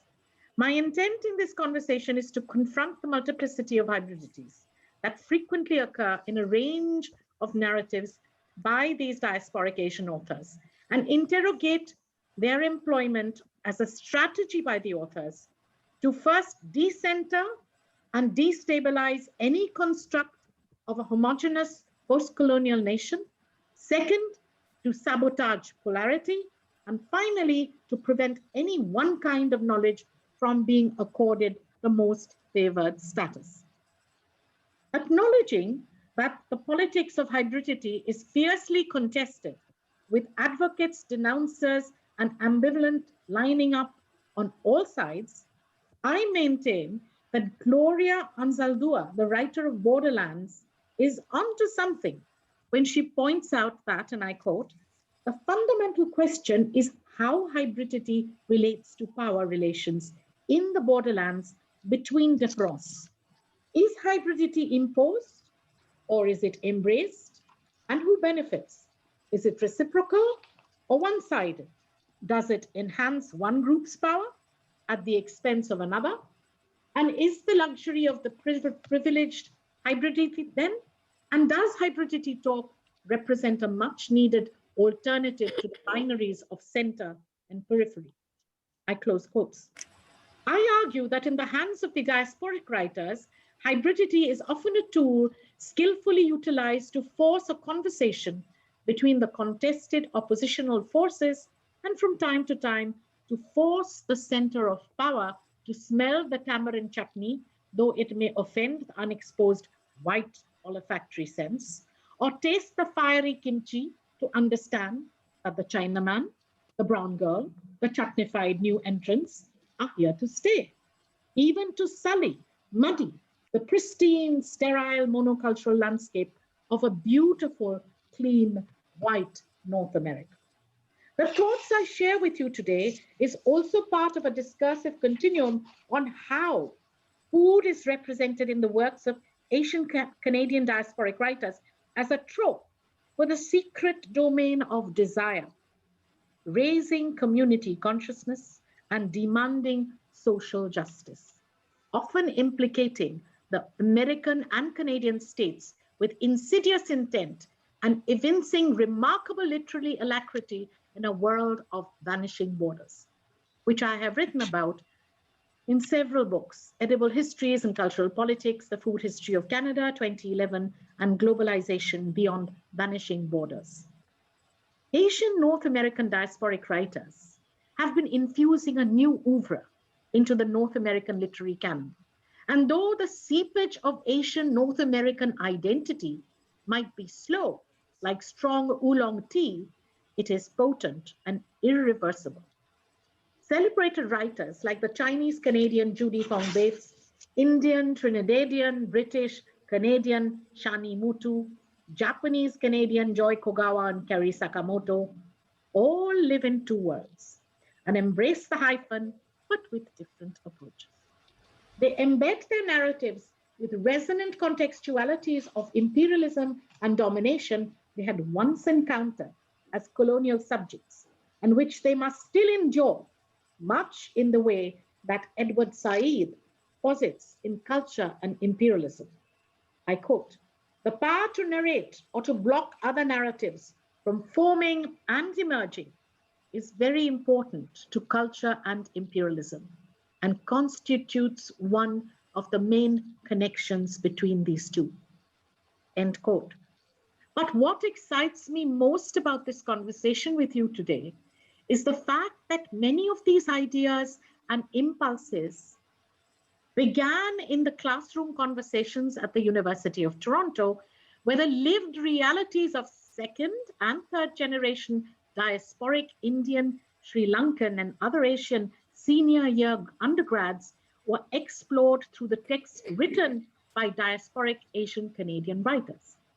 Made possible by an endowment, rather generous, from the visionary Vivian Poy, the Hong Kong-born Canadian Senator and Chancellor Emeritus of the University of Toronto, I was privileged to conceptualize and teach this course, the first of its kind in the Canadian Academy under the aegis of the Canadian Studies program at University College, University of Toronto, which encourages the discourse on multiculturalism in the classroom. So celebrated diasporic writers were distinguished visitors to the classroom. And this allowed a unique bridge between these diasporic writers and the senior year undergraduates to make a connection about the idea of being diasporic. Amidst the vexed and contested history of Canadian immigration, many of the questions posed by the third or even fourth generation immigrants in the Canadian Academy was, who am I? These conversations, studded with gems of ethnographic post-colonial provocations, are the sparks that continue to drive my academic exploration and sustain my hunger in researching, publishing, teaching diasporic Asian foodways and linguascapes. The larger questions informing my research echo those raised by anthropologists Akhil Gupta and James Ferguson, historians Benedict Anderson and Gopal Balakrishnan, social scientists and cultural critics such as Susan Stanford Friedman, Dick Hebditch, and Simon Joring. Can language and food, and by language I mean the vernacular, can language and food operate as substitute for and thereby support disaggregated and or hybrid identities in the world of diasporic formations? To what extent might such culinary productions alone be the bearers of displaced identities, or must they be accompanied by the continuing use of language to origin? I will be looking at Chumpa Lahiri closely, to Anita Rao Badami closely, to the works of Michael Ondaatje and the poetry of Rienzi Cruz, by asking whether they are actually performing an act of hyphenation while they are writing. This in turn signifies some sort of a transnational identity, as I said, which is founded on the bedrock of unstable history, symptomatic of almost all immigrant communities. Professor Jaidka, how much time do I have? You have about another 5 minutes. Lovely. Mohini is my techie whiz. Mohini, are you here? Yes, ma'am. She is here. Mohini, may we start the slideshow, please? Sure, ma'am. Thank you.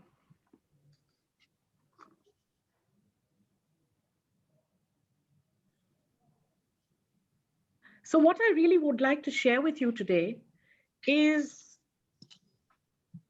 the new global soul, then reimagining belonging and citizenship. Excuse me, Julie, I see you have 22 slides. We do not. Yeah, but there'll be about 10 seconds on each slides. I promise you, not more. That kind of time. 22 slides means 22 slides. Yeah, we'll just go through them very quickly. You said I have 5 minutes. I'll stick to that. Okay.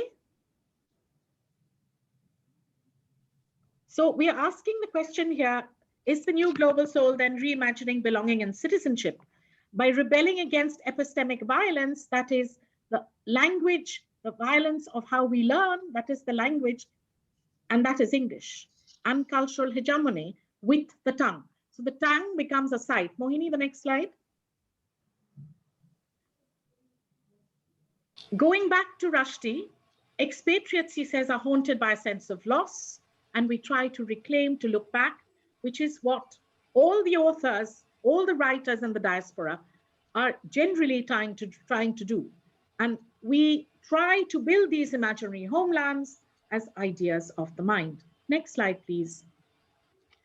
So Anita Manur resonates in her theoretical argument that food is brought about by nostalgia, performing cultural identity, and establishing alternative networks of intimacy, not necessarily circumscribed by blood and filiation. So it's really the kind of imagined community and the Anderson type of thinking. Next slide, please.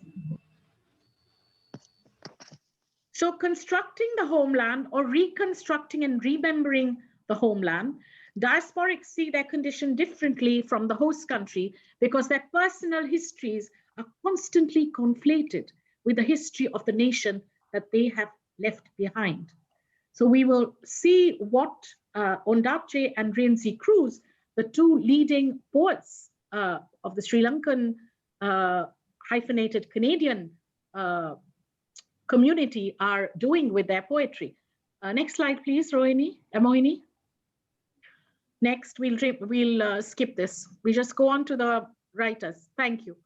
So Montreal-based author Anita Rao Badami invokes roti as a reiterative cultural marker in her novel, Can You Hear the Nightbird Call? And through this reiteration of this cultural trope of the roti, which is mentioned 22 times throughout the novel, she brings back the contested and bullet-holed history of Canadian immigration with the Komagata Maru and the way the Sikhs were treated back in 1914. And finally, of course, we know the story. These Sikhs were sent back and they were shot down in Bajpaj. Next slide, please. Now, I want to draw your attention to the Sri Lankan Canadian author Shyam Selvadurai, author of Funny Boy. My students kept asking him, are you a gay writer? Are you a South Asian Canadian writer? Are you a gay South Asian Canadian writer? And all he said was, I could not have written this coming out story if I was in Sri Lanka. I can only do it in this new adoptive homeland. Next slide, please. So my argument then is that the Asian American writers we explore are also trying to retrieve their own histories, often in the process writing themselves into the text and in remembering the stories in battleground nations such as Sri Lanka. And when I say member, that is also a performative act of putting together parts of the body which have been left behind and you're trying to retrieve now. Next slide. So in this idea of identity being sutured to belonging and what it means to be a hyphenated Canadian, what must be understood is that the difference between the American idea of melting pot and the Canadian idea of a tossed salad, as one Japanese student in my class explained multicultural in Canada, different voices, different strokes. If you're from America and Jhumpa Lahiri, you will look at your contentious battle with assimilation and acculturation and your hybridity differently as an American than from a Canadian hyphenated Asian author such as Anita Rao Badami or Michael Ondaatje or Rienzi Cruz. Next slide, please. May I have 1 more minute, Chair? Yes. Thank you. So very quickly, Lahiri then explores the contact zones. And next slide, please. I want to leave you with this image of the Ilishmach and how in Mrs. Sen, the short story and interpreter of melodies, which I think is perhaps the best example of both epistemic violence by the bus driver who makes fun of her and says, you know, I can't understand your accent. Do you really speak English? When she was carrying back the Ilish from an hour-long journey, which is really shad, which is a fake Ilish. But this is how much the identity of the homeland works on North American writers who are hyphenated from the North American diaspora. Thank you very much. Thank you, Julie. I think you made us all feel very hungry with your talk of food of different varieties. But we'll move on to the next speaker, and that is Somdatta Mandal, Professor Somdatta Mandal. Good afternoon. Good afternoon, everybody. Please excuse my coughing within my lecture because I still have a very sore throat. I first thank Sahitya Akademi, Somdatta Dasgupta, my friend, for inviting me to share some thoughts on the diaspora. And here I have, I think, most of the people I know so well for so many years, the chair especially, over decades of our diaspora studies. So it's a kind of homecoming to speak aloud. I want to share some of my thoughts about Indian diasporic writing in English. And I've just called it, is it the Desh Pardesh syndrome still valid? That is my title. Is the Desh Pardesh syndrome that we speak about in diasporic writing. Now, when we speak of the Indian diaspora, writers generally refer to persons of Indian birth or ethnicity living abroad. In earlier times, often as a result of induced emigration or indenture, usually by free election and often for economic, artistic, or social advantage. Emmanuel S. Nelson defines the Indian diaspora as the, I quote, historical and contemporary presence of people of Indian subcontinental origin in other areas of the world, unquote. Many are first generation expatriates who continue to consider India to be their true home, the place of their nurture, values, and extended families, as well as their deepest sympathies and attachments. However, this is not universally the case. Accommodated to overseas lifestyles, many members of the diasporic existence experience a distinct dissonance when reintroduced to their former subcontinental culture. G.S. Sarath Chandra, in his novel Sari of the Gods, 1998, states, and I quote, I was 27 when I left India for good. Since then, I've steered a new course in my life. Though India is always on my mind, there is no link that connects the sudden stop my life came to there and my new self. I leaped from one life to another, and in between, I left nothing but a vacuum. Only imagination and memory, when I need them, act as my bridges. Thus, whenever I go back to India, I'm a stranger wandering almost invisibly in familiar neighborhoods. Unquote. It is a very interesting trope about always the nostalgia of the diasporic individual, which he is challenging. Now, the literature of the Indian diaspora, therefore, is a body of writing in English produced by persons who identify themselves as of Indian heritage, who are living or have lived for some time at least outside the nation state of India or Mother India, in such places as Australia, Fiji, Trinidad, Guyana, Mauritius, Malaysia, East Africa, or in the western continent of United States, Great Britain, Canada.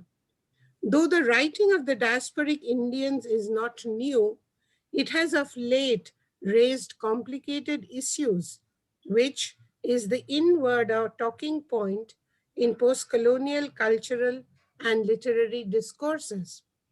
The formation of the Indian diaspora is one of the most significant demographic dislocations of modern times and can be classified, according to Sudesh Mishra, as the sugar and the masala diaspora. This same classification is termed by other critics as forced diaspora versus voluntary diaspora.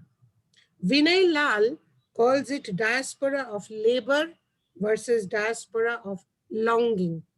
For most of the old diasporic writers, there is an unease of the dislocated and the deracinated who either from choice or from compulsion have abandoned their home in the country of their birth to stay in their adopted country.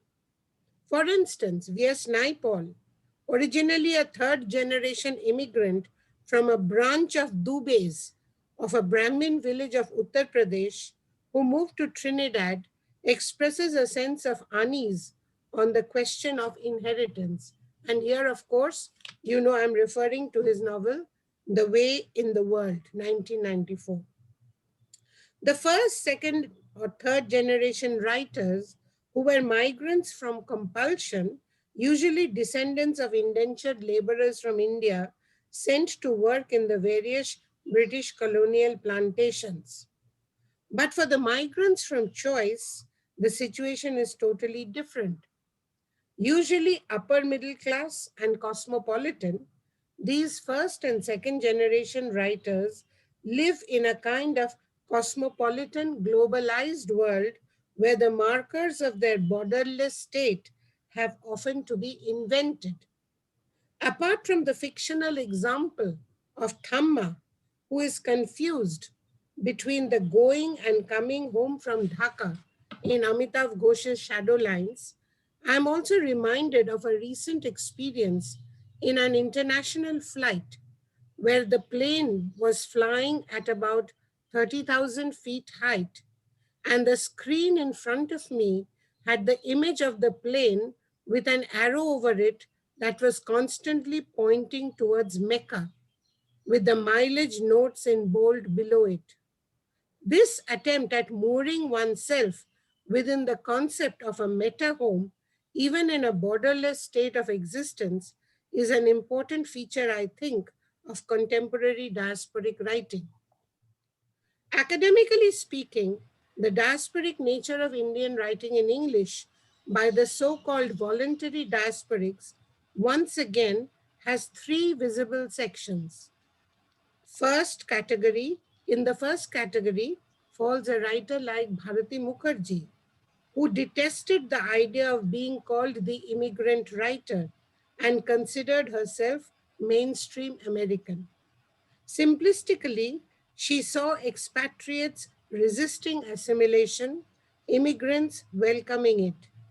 For me, she said, it is a movement away from the aloofness of expatriation to the exuberance of immigration, unquote. In the second category falls the whole group of writers who shuttle between different continents. Within this group, some write about their immigrant experiences, while others physically live there, write on exoticism of their home country or of the characters who go as aliens and try to fit into the Western world. Sunetra Gupta is a case in point. Born in Calcutta, she lives in Oxford, and her novels, Memories of Rain, A Sin of Color, are set both in Calcutta and Oxford. Living in London, Meera Syal believes that duality and conflict makes you want to express yourself. That is why her generation is so outspoken. The third and the most complicated case, of course, is the category of writers whose origin is India, but whose work have no connections as such with the mother country. Bidisha Bandyopadhyay, who incidentally never writes her surname, she just writes Bidisha, is a second generation Bengali writer born and brought up in England. Her debut novel, Sea Horses, is an urban pageant about three young British men and is in no way even remotely connected to India. Another interesting example is that of another young writer, Abha Davesar, whose debut novel, The Three of Us, is not what we usually expect from a 26-year-old immigrant South Asian woman writer. She creates a story that shrewdly explores sexual dependency from the perspective of a white male investment banker in Manhattan, New York, whose affairs range from having sex with his boss as well as his wife, all neatly timed with the help of a mini planner. In an article called India Away from Home, Davesar explains her predicament and raises several pertinent questions that can be applied to many others as well. And I quote from Davesar, "My novel was about and in the voice of a young man, Andre Bernard, a white man, a gay man, an American. The book was not of India in any sense of the term. So, can I be considered an Indian writer by virtue of my birth alone? Do I remain an Indian writer if I write in the voice of a white American man? Is it my literature that makes me Indian or my passport?" This class of questions will gain in significance as diasporic writing speaks in more and more tongues. Let us also examine the case of Jhumpa Lahiri, whose interpreter of maladies took the literary world by storm. Bill Buford, the literary editor of The New Yorker, catapulted her into limelight when he introduced her in his list of the 20 best young fiction writers in America today. Born in London, raised in Rhode Island, Connecticut, living in New York for several years, Jhumpa is presently settled in Rome, in Italy. She set some of her stories in Calcutta because of, I quote, "a necessary combination of distance and intimacy," unquote. And in an interview said, I quote, "I went to Calcutta neither as a tourist nor was a former resident. A valuable position, I think, for a writer. I learned to observe things as an outsider, and yet I also knew that as different as Calcutta is from Rhode Island, I belonged there in some fundamental way, in the ways I did not seem to belong to the US, unquote. Kiran Desai, whose debut novel Hullabaloo in the Guava Orchard found extraordinary welcome on both sides of the Atlantic, shuttles between New York and Cambridge, and even goes off to a remote retreat in Mexico along with her mother for literary inspiration. The way all these novelists' names are used at random by critics to define Indian writing in English as well make things complicated indeed.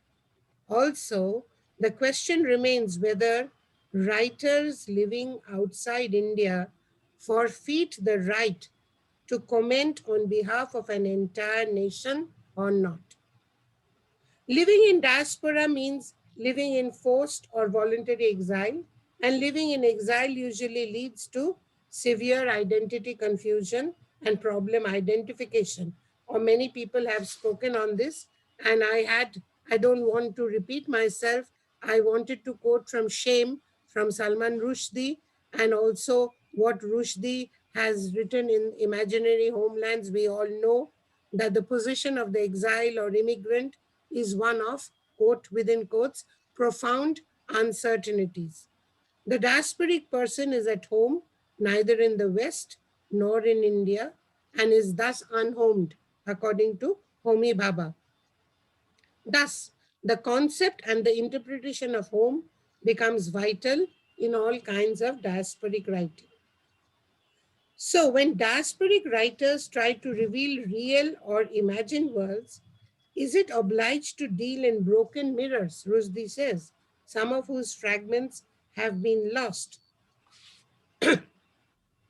Now, the different labels that have been attributed to Indian diasporic writing include neither here nor there, the Trishanku image from the mythic tale, the Des Pardes syndrome, etc.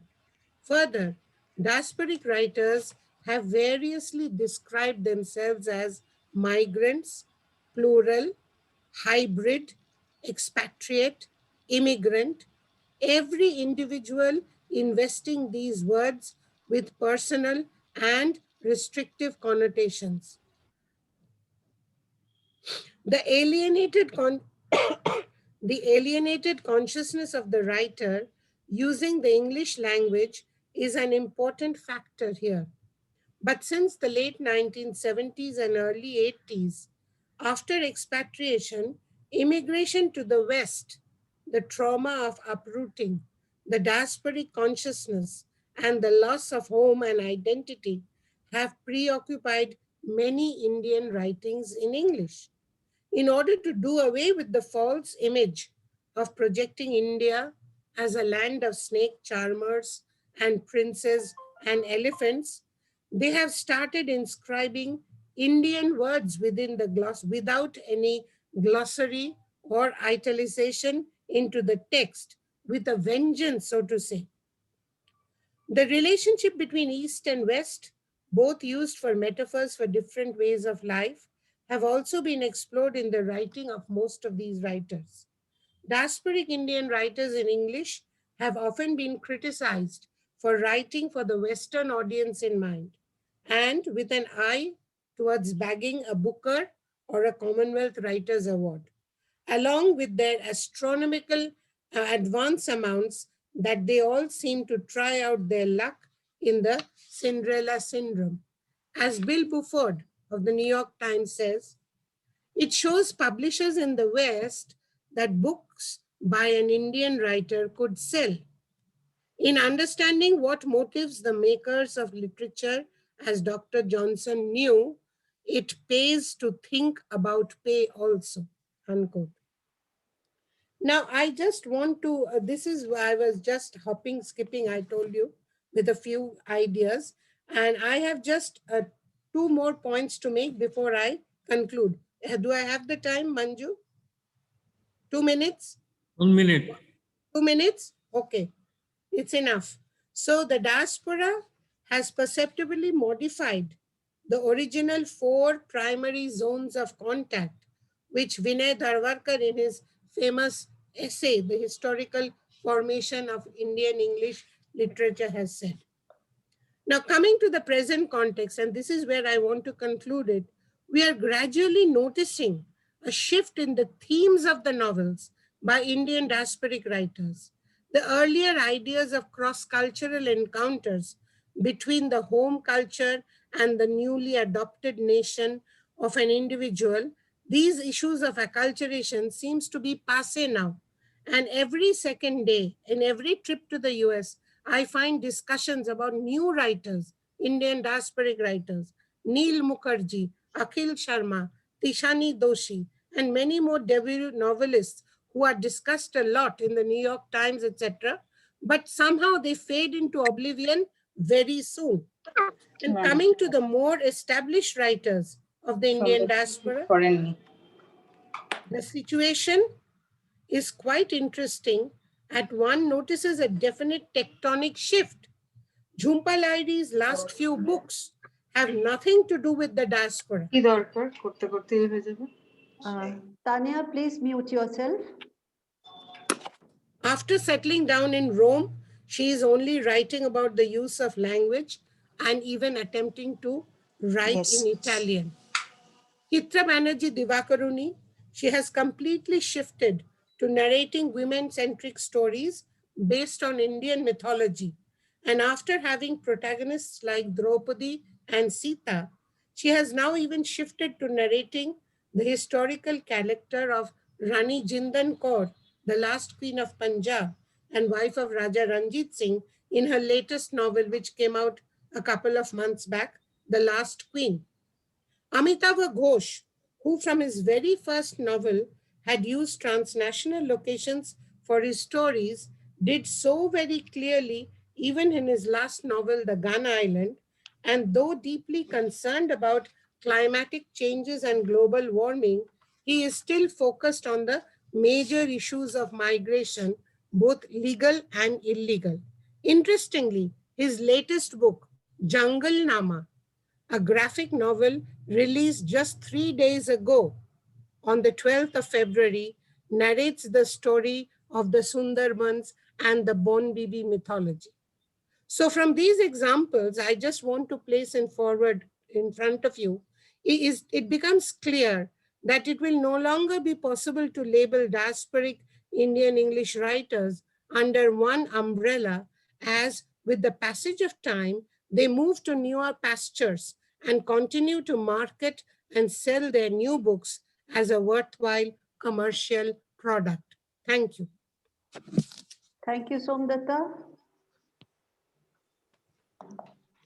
Thank you for the very comprehensive paper, and you've raised a very valid question. Is the Des Pardes syndrome still valid? I'm sure we'll have a lot of discussion on it, but let us move on to Tania Chakravertty now.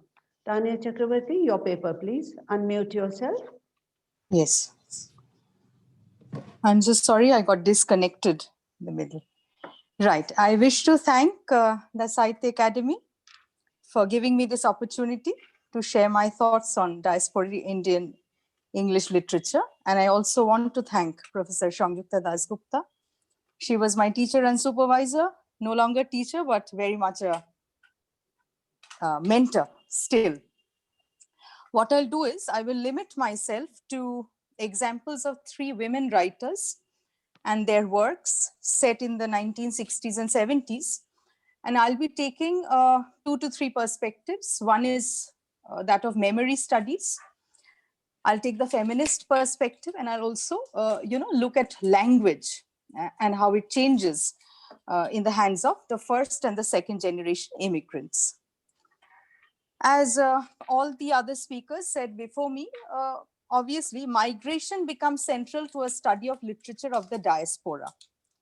Post-colonial theorists pay attention to the real-life cartographic movement of peoples and migrants throughout the world.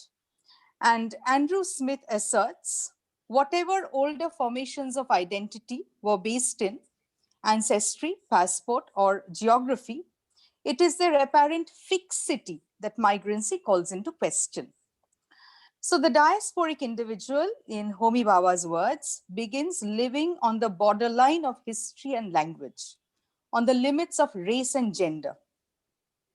So for migrants, there are always adaptations and constructions that lead to new insight, adaptation to changes, dislocations, and transformations. In fact, whether or not the migrations are by choice or compulsion, Leela Gandhi refers to mutual transformations that affect both the migrants as well as indigenous populations. Or in terms of post-colonial studies, the victimizers and victims. Now, why so much of immigration? Why are we talking of immigration? You see, after the Second World War, right from the 1950s, America emerged as the preferred destination for many Indian students and scholars, because a true sea change occurred under President Lyndon B. Johnson with the passage of the Immigration and Nationality Act of 1965, officially enacted in 1968, which opened the gate for scientists, engineers, doctors, pharmacists, and other professionals, and later their closer relatives, to emigrate directly from India. Salman Rushdie, the name has been taken so many times, he opines that the immigrant, the man without frontiers, is an archetypal figure of our age. For immigrants, the anguish of being far from home, from the homelands, the memories of their homeland, and the pain and agony of having left everything behind remain. And the immigrant always attempts to assimilate, adapt, and amalgamate with the society of the new host country. Diasporic writing has a great significance pertaining to both countries and cultures, I would say. New individual identities negotiate boundaries, confines, and spatial metaphors. And diasporic writers also live on the margins of two countries. And for the first generation immigrants, there is proximation and assimilation. This is manifested in their desire for freedom and selfhood for themselves and their children. And later, the half-hearted loyalty of their children to Indian culture creates discords. Professor Somdatta Dasgupta, in an essay, states that skilled middle-class professionals made a move from a known but deprived space. You can read that as Asia or India, to the unknown space of promised opportunities. Well, the US is a land, fabled land of opportunities. Chitra Banerjee Divakaruni's stories in her collections titled Arranged Marriage or The Unknown Errors of Our Lives, stories like Clothes, The Ultrasound, or Mrs. Datta Writes a Letter, these manifest that contrast. Both Bharati Mukherjee and Chitra Banerjee Divakaruni gave the protagonists a society that was repressive, traditional, caste-bound, genderist, so that they could discard it very easily. Bharati Mukherjee feels that Asian males are too preoccupied about economic transformation to change mentally. But she has more interesting things to say about women. She says, I quote, "The kinds of women who attract me, who intrigue me, are those who are adaptable. We have all been trained to please, trained to be adaptable as wives, and that adaptability is working to the women's advantage when we come over as immigrants. For an Indian woman to learn to drive, put on pants, cash checks is a big leap. They are exhilarated by that change." Well, we have to contextualize. Most of these stories are set in the 60s and 70s. When we were students in college or at the university in the 90s, yes, we wore pants and mostly pants. But in the 60s, yes, this was a big leap indeed. So the three novels of Bharati Mukherjee, namely Wife, Jasmine, and The Holder of the World, encompass these phases of expatriation, transition, and immigration. The question is, how do these writers show that transition? Writers very often use violence as a leitmotif. Violence and change become integral parts of the protagonist's life. And in Jasmine, for example, Mukherjee calls upon the Hindu religious belief in a reincarnation. She was asked whether she saw immigration as an experience of reincarnation, and she replied, Absolutely. I've been murdered and reborn at least 3 times.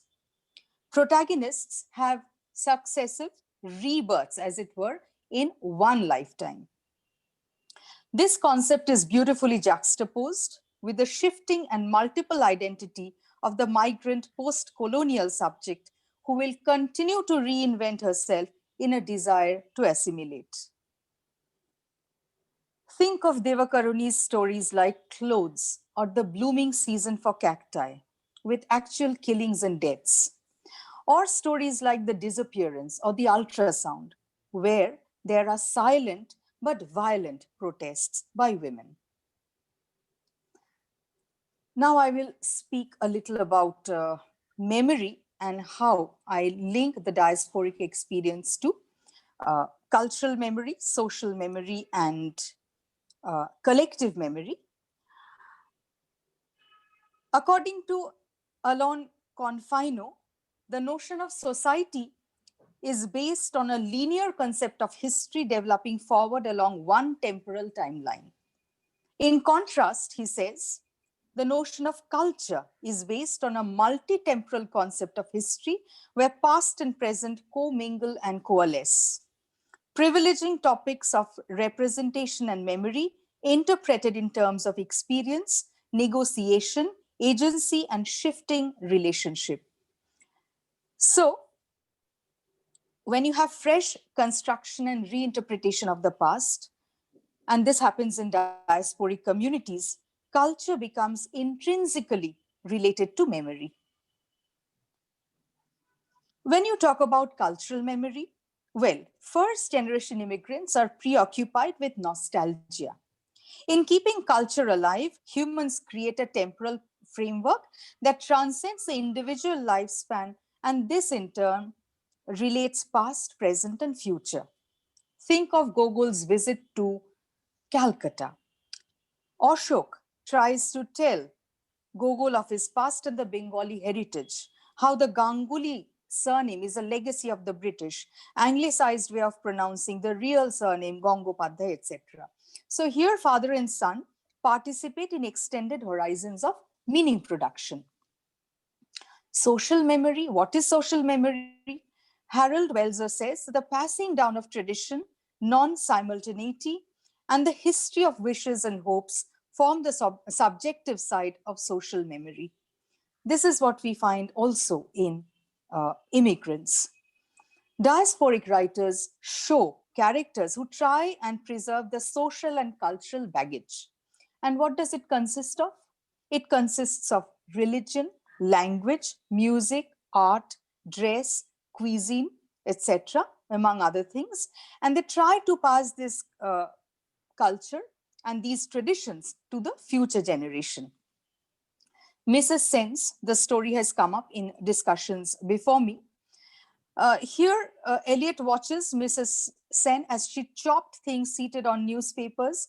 Instead of a knife, she used a blade that curved like a prow of a Viking ship. I don't know what it is called in Hindi, but in Bengali, we refer to it as the boti. So nobody uses the boti in the West, but Mrs. Sen does. And she loves to have fish brought from the market. In the third and final continent, with his new bride Mala in the apartment, they eat with their hands. And later, the protagonist says that they drive to Cambridge to visit their son or bring him home for a weekend so that he can eat rice with us with his hands and speak in Bengali. In the namesake, Oshima continues to wear nothing but saris and sandals from Bata, something that Mrs. Lahiri, Jhumpa Lahiri's mother, did too. Lahiri wrote that I'm the daughter of a mother who would never change. And she talks about her strategy for resisting American culture, for fighting it, for maintaining her identity. And added to all this, you have collective memory.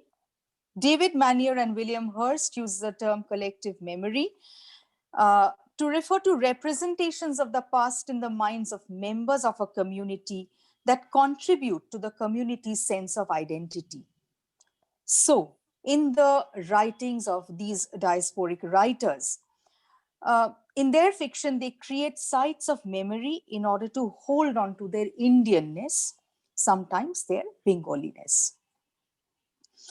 As stated already by speakers before me, by Professor Bandyopadhyay, Professor Somdatta Mandal, yes, the attempts of adaptation and adjustment always comes with a concern to maintain the culture and identity of the homeland.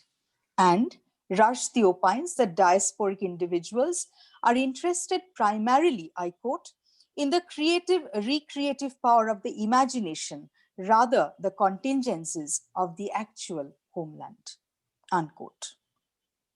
So women in their fiction manifest this, all these three women, Bharati Mukherjee, Chitra Banerjee Divakaruni, and Jhumpa Lahiri.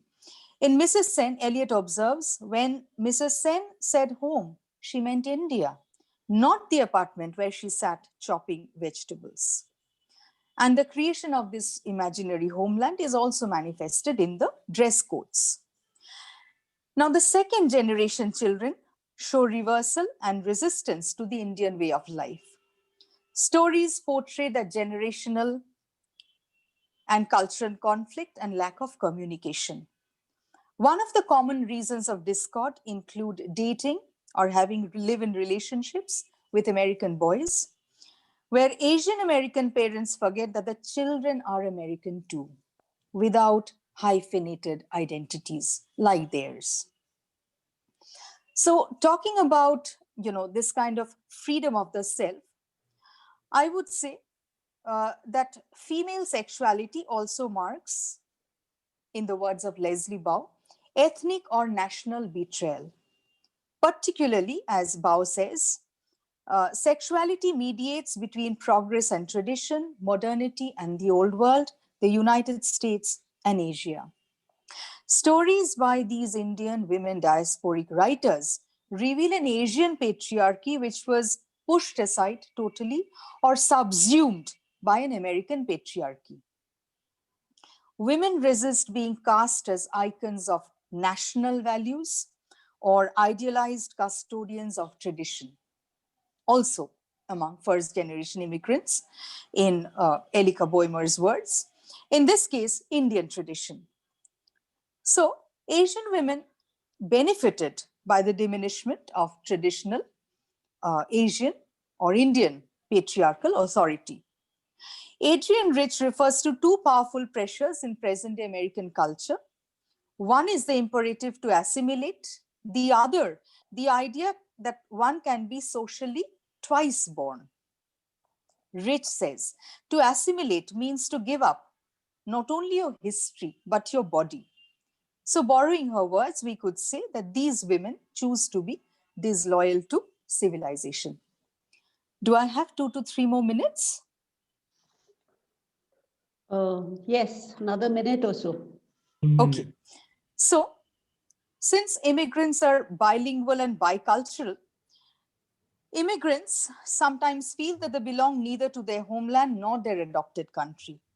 Or you may say that they are doubly loyal both to the homeland and to the adopted country. This dual identity or fractured identity becomes pronounced in the choice of language. Jhumpa Lahiri's non-fiction, in other words, portrays her, in her own words, as a kind of linguistic exile. My mother tongue, Bengali, is foreign in America, she says. When you live in a country where your own language is considered foreign, you can feel a continuous sense of estrangement. She refers to English as a stepmother. And her own experiences are painfully similar to the ones experienced by the children of immigrants portrayed in her fictional works. The children include Lilia, Gogol, Sonia, Moushumi, Usha, Kaushik. They could also say, as Jhumpa Lahiri herself does, Bengali will be taken away when my parents are no longer there. It's a language that they personify, that they embody. When they die, it will no longer be fundamental to my life. The suspension between linguistic worlds reminds us of the mythical Trishanku. The name has been taken already. Interestingly, Uma Parameswaran, the expatriate Indian writer settled in Canada, has a collection of poems titled Trishanku. So fiction penned by Indian women writers represents displacement, dispossession, relocation, hybridization, mongrelization, and a sense of loss of the Indian diasporic community. But we have to remember that at the moment, America is a world which is interracial and multicultural, as it has always been. So the conflicts, they keep on changing from generation to generation. In a nation of immigrants, there is always a self that is assimilated. But as Shirley Gyork Lin Lim says, there is the self that refuses to be assimilated. She uses the term unassimilatable. And America, which has had an inevitable shift from a white majority nation to a multi-ethnic nation, also continues to evolve. So the characters, as well as the nation state, continue to evolve, always becoming, never being or acquiring a fixed identity. Thank you so much. Thank you, Tania. So we've had these 6 papers presented before us. And Amit, will you switch on your video, please? Debashis is back here. Amit, please switch on your video. Yeah. So a number of points have been put forward, but before I briefly sum up the papers, I would like to point out that whenever we talk about diaspora and diasporic writing from India, we have been talking about it for the last 25 years at least.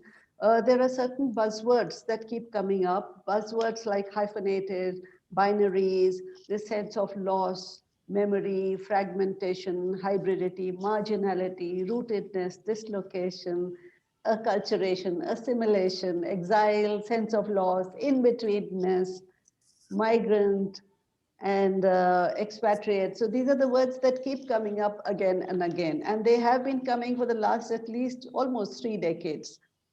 True, we can go back to Deen Muhammad, but the study of diasporic Indian writing has been received its impetus mainly in the 1990s. And I remember that collection of essays that Somdatta Mandal brought out in 2 volumes, and that was really a monumental task. That came out almost 20 years ago, if I'm not mistaken.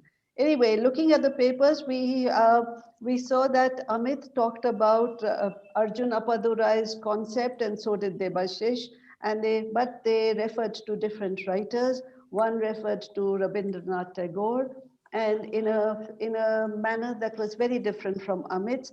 And then we had Kalpana, who talked about women writers in Canada. She began with Uma Parameshwaram and Anita Badami Rao, who are well-established, so to speak, diasporic writers.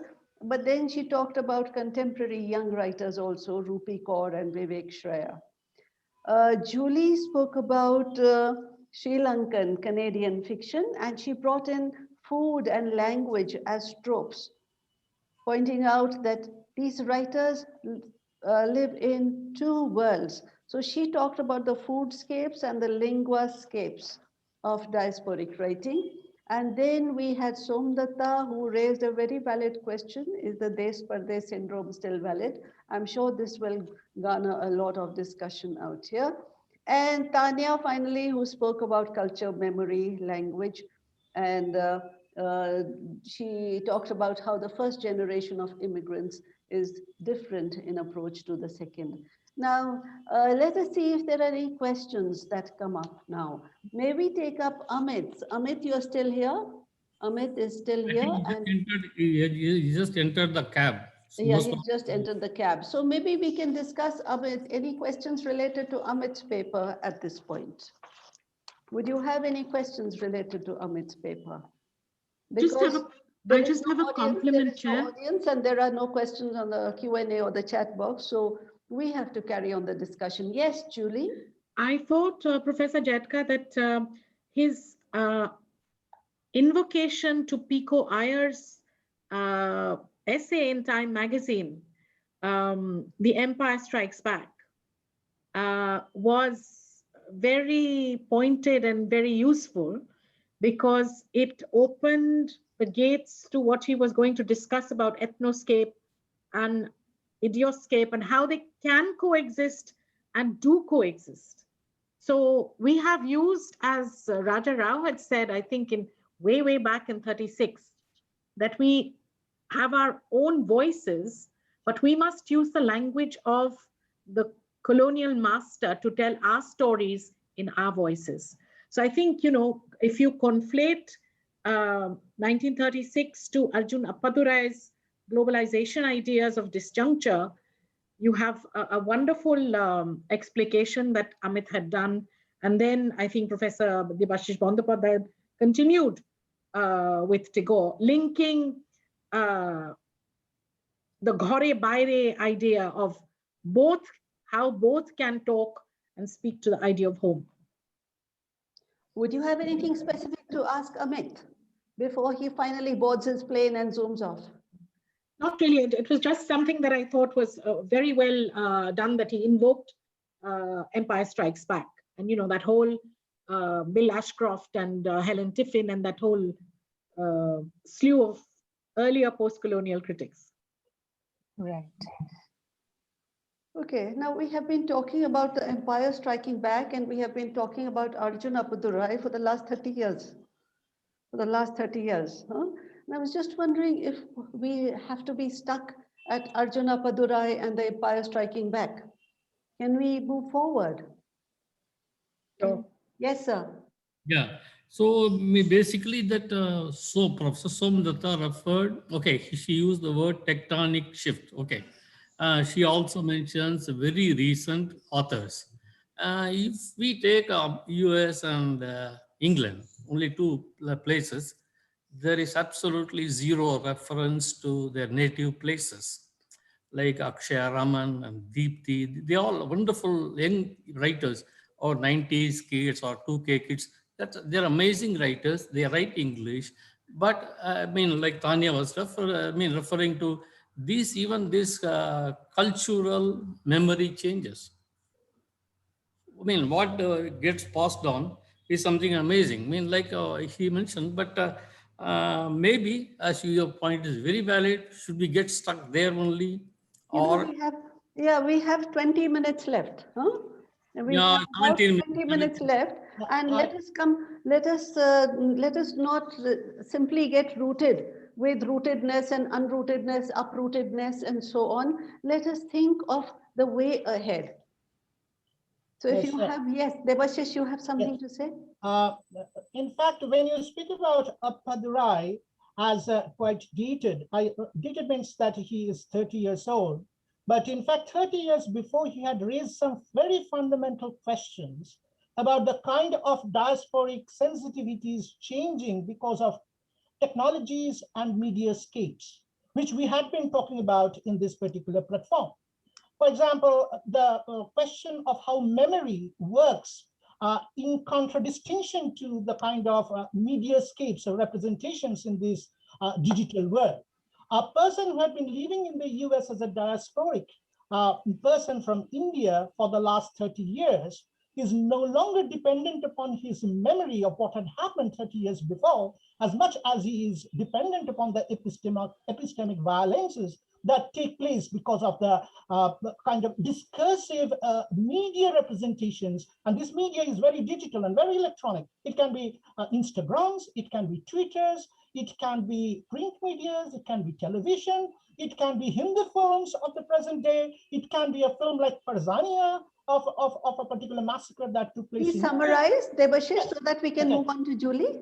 Right. So naturally, Appadurai's notions are still very valid, given the kind of what he called initiation into the project or the historic future that is going to take place some 50 years later. Julie, what do you have to say to that? Professor Jaidka, I think you made a wonderful point, which again moves me to very quickly talk about the problematics that the writers in the diaspora face.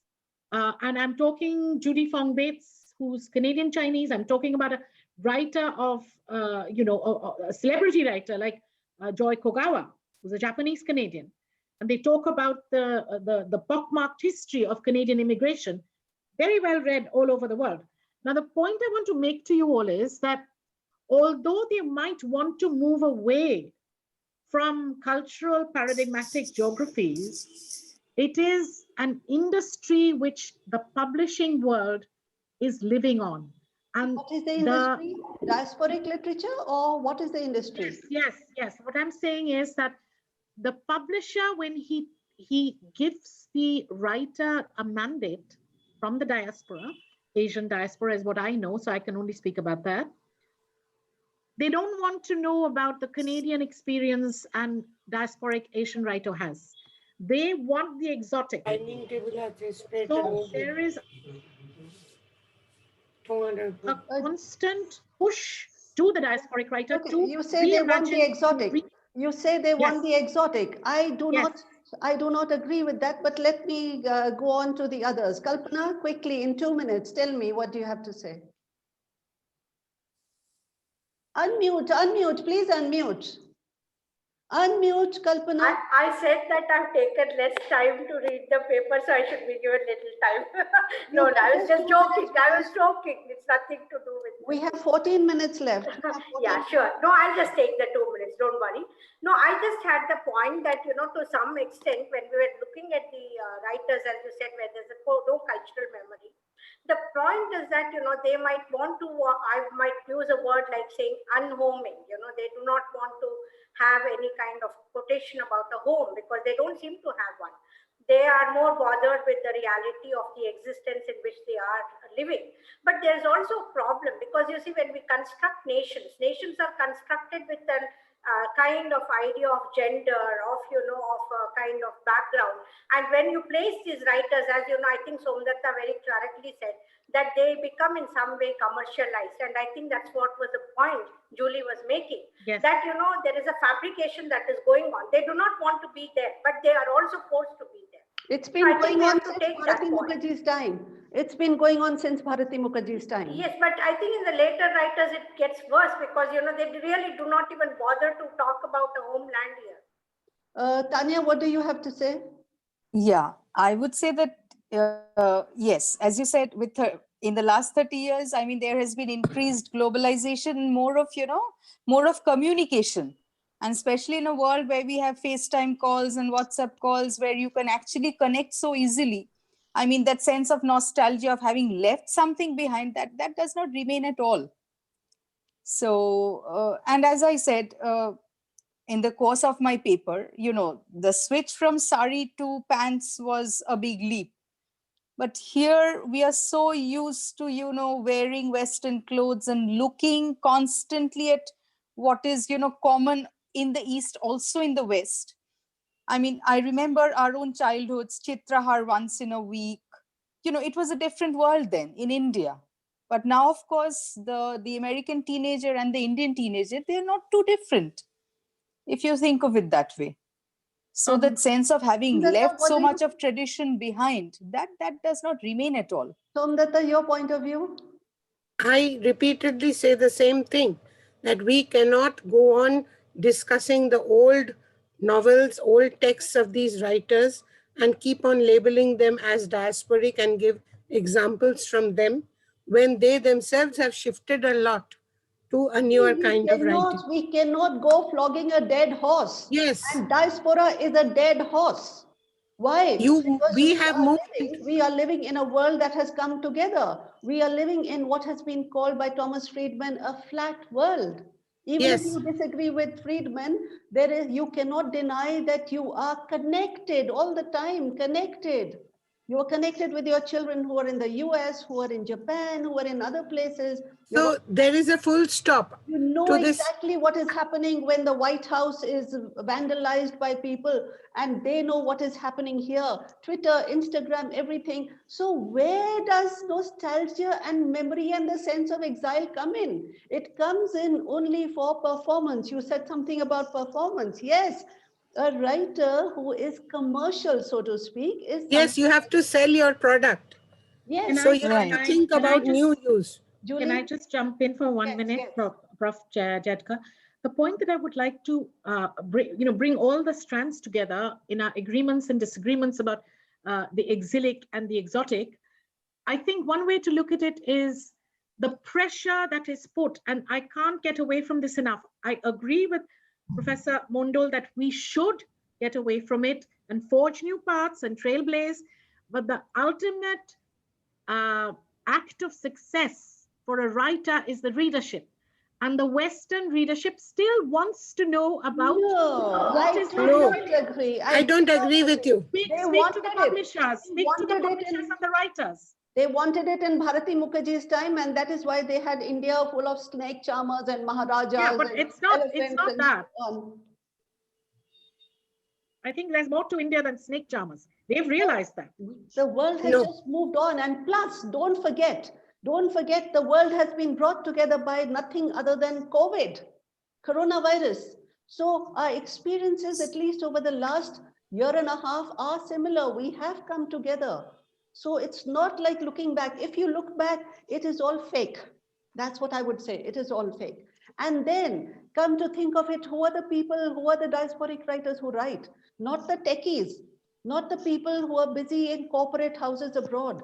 The people who write are people who are into literature. It's a small section of diasporic people who write. So they are not really representative of the other major part of the section, which is busy making money, right? And then you see, it becomes very nostalgic and very kind of romantic to say, I'm in exile and I've left my country behind. But don't forget it, you are making good money, jolly good money out there. And then don't forget it, it's a choice. We talked about choice. It's a choice that they have made and gone there. So let us rip off this false facade that covers diasporic writing and let us see it for what it really is. The younger generation has moved away. If Jhampa Lahiri writes about India, what does she know about India? She knows about it only secondhand through her mother, grandmother, and whatever. And it's commercially, it's a viable project, so she writes about it. Now, why do we have to hang on to people like Appadurai and all that jing bang lot? We have been doing it for the last 30 years. When we are in a position to think, we have our own minds, we have our own thinkers, we have our own point of view, our own philosophies. Where I was waiting for somebody to mention the concept of Vasudhaiva Kutumbakam. Why hasn't that come up? I mean, the philosophy of India, and I'm not talking about Hindutva, I'm not talking about any narrow fanaticism or whatever. I'm talking about the larger ideal of the world as a whole. I'm talking about Ubuntu. Why don't we bring that into our conversations? Yes, that is exactly what I've been doing, because I did not read Rabindranath Tagore's Sadhana in this particular platform. Tagore did that way back in the first. You can see the top of your head, Debashis. I'm moving closer to the microphone. So that was exactly the point of the paper that I've been writing. That is what we need to do. Right. Well, we have 6 minutes more and we can have a quick round. Kalpana? No, unmute yourself, please. I just wanted to add to this one point that you made about, there's so many people who are away and they're not writing, who are techies and corporates and things like that. But I also wanted you to think about the fact that many of these people are bringing culture back into their homes through blog sites and various kinds of festivities, because you see, I know that a large number of them many of them are living abroad, making good money, and they have neglected the older generation, they have neglected their parents, but when the parents die, they are the first to come back and claim as their inheritance. No, but they still use, you see, a lot of blog sites to talk about festivals, rituals. So that is what is also important. We have to look at that also. Can I just add a sentence, Manju? Yes. I just want to say, I think we should stop labeling diasporic writers. Yes. It's high time we stopped labeling. Writers are writers. Like recently, Amitava Ghosh was in Calcutta in many of the seminars, and I was listening to some of his webinars, and he was questioned about many stupid things that he wrote in Gun Island and how is it. And one thing he went on over and over again saying is, we are concerned about global warming. We are concerned about that. The issues he had, brought up in the Great Derangement, climatic change and all, and migration voluntarily or involuntarily in some of the characters moving from here. And then, and so all these issues are what is mainly concerned now. And it is not the responsibility of a writer to go on saying, because I'm living abroad, I have to write about India. I have to write or represent my country. So There this is a are no question. walls. There are no walls anymore. Yes, that is what I'm saying. Already his stories were transnational, located in 3-4 different continents at the same time, hopping, skipping, jumping. I mean, if Rabindranath went abroad and then he talked about Urbana, I went to Urbana. I've been there several times. I did not see anybody talking about his visit to Urbana. But for that matter, Somdatta has been abroad so many times and she writes. Does that make her a diasporic writer? Does that make her a diasporic writer? So how much do we stretch this term and why should we stretch this term? It's enough. That is what I said. This tectonic shift has arrived. Writers are writers. Books are products to be, sold. Everyone wants their books to be sold. And keeping in mind certain myths, exotica, we all talk about Divakaruni here so much, Bharati Mukherjee. I was asking some of the professors of various universities. Some of them hadn't even heard her name. South Asian writing courses. When I said, who is this lady? I said, she's written 16 books. Well, we don't know anything about it. So it's a misnomer that, I think we should stop. We should stop. Yes, but we should stop. Yes. And we should look as writers, whether they live 6 months like Amitabh Ghosh in Brooklyn and 6 months in Goa and 6 months in Calcutta. It makes no difference. The thing is, in the beginning, they got a very good platform. When Salman Rushdie brought out his vintage book, this Mirror Works, remember? Yes. Out of the entire list of contributors, 75% of those were settled abroad. As if Indian writers were all dead and forgotten and buried and whatever, right? So you get a platform and then you make full use of it. I guess we would also do that, if we got a chance. But let us see things with the way they are. 30 years is a long time. Absolutely. Diaspora is a dead horse. Yes. So we need to move on. We need to find other issues. And well, I'm sure we can come up with other ideas, other ways of looking at literature and treat the diasporic writer as some kind of an old fossil, dinosaur or one of those creatures that we need to study once in a while. Well, it's been a great panel. I must tell you, I'm working for Shuleni University. I've got 2 minutes now. I'm working for Shuleni University, and every Friday we have a literary program, which is called Belletristic. If you'd like to join in one of our sessions, it would be very nice. Send me an email. I'll put you on the mailing list, and maybe you can be a speaker sometimes. Yeah, that is really wonderful. That's wonderful. I hope people who are watching this program do write to you, Professor Manju. So it has been a very fascinating evening, afternoon. So we had such a lively discussion, and I thank personally every one of you, Professor Manju Jaidka, Professor Somdatta, Dr. Tania Chakravertty, Professor Kalpana, Dr. Debashis, Dr. Julie, and Amit. So all of you, and for those who are watching, in fact, this kind of discussion brings up a lot of things like, actually, this is a wonderful thing. Maybe it just came up, it popped up in my brain that in Indian literature, in Indian languages, the voices of the people who are returning from abroad has been captured. I don't know, not many people would have paid attention. For example, in Tamil, you have a few stories of Pudumai Pithan, and Malayalam is God, Telugu, Satyavati has written Nenavuru, in Marathi, that Kanitkar. So it's in almost all languages I have seen we have. Maybe we should have a program exactly something very related to this, but not on there. We can do away with this diaspora and the return of the prodigal. Yes, something like that. And like Tania's when she was telling, in fact, many people refer to the word culture, and it's very fascinating to see that there are many multi-dimensional understanding. And for example, how a physical event leads to forms a memory that leads to a metaphor, and that in turn leads to another physical event. So this is, it's a very fascinating thing how it's captured in literature. So that's for another day we can discuss. And thank you very much, all of you. So much. Thank you so much. Thank you so much. Wonderful. Thank you for having me. Thank you. Bye. Bye. Thanks all. Thank you. Thank you.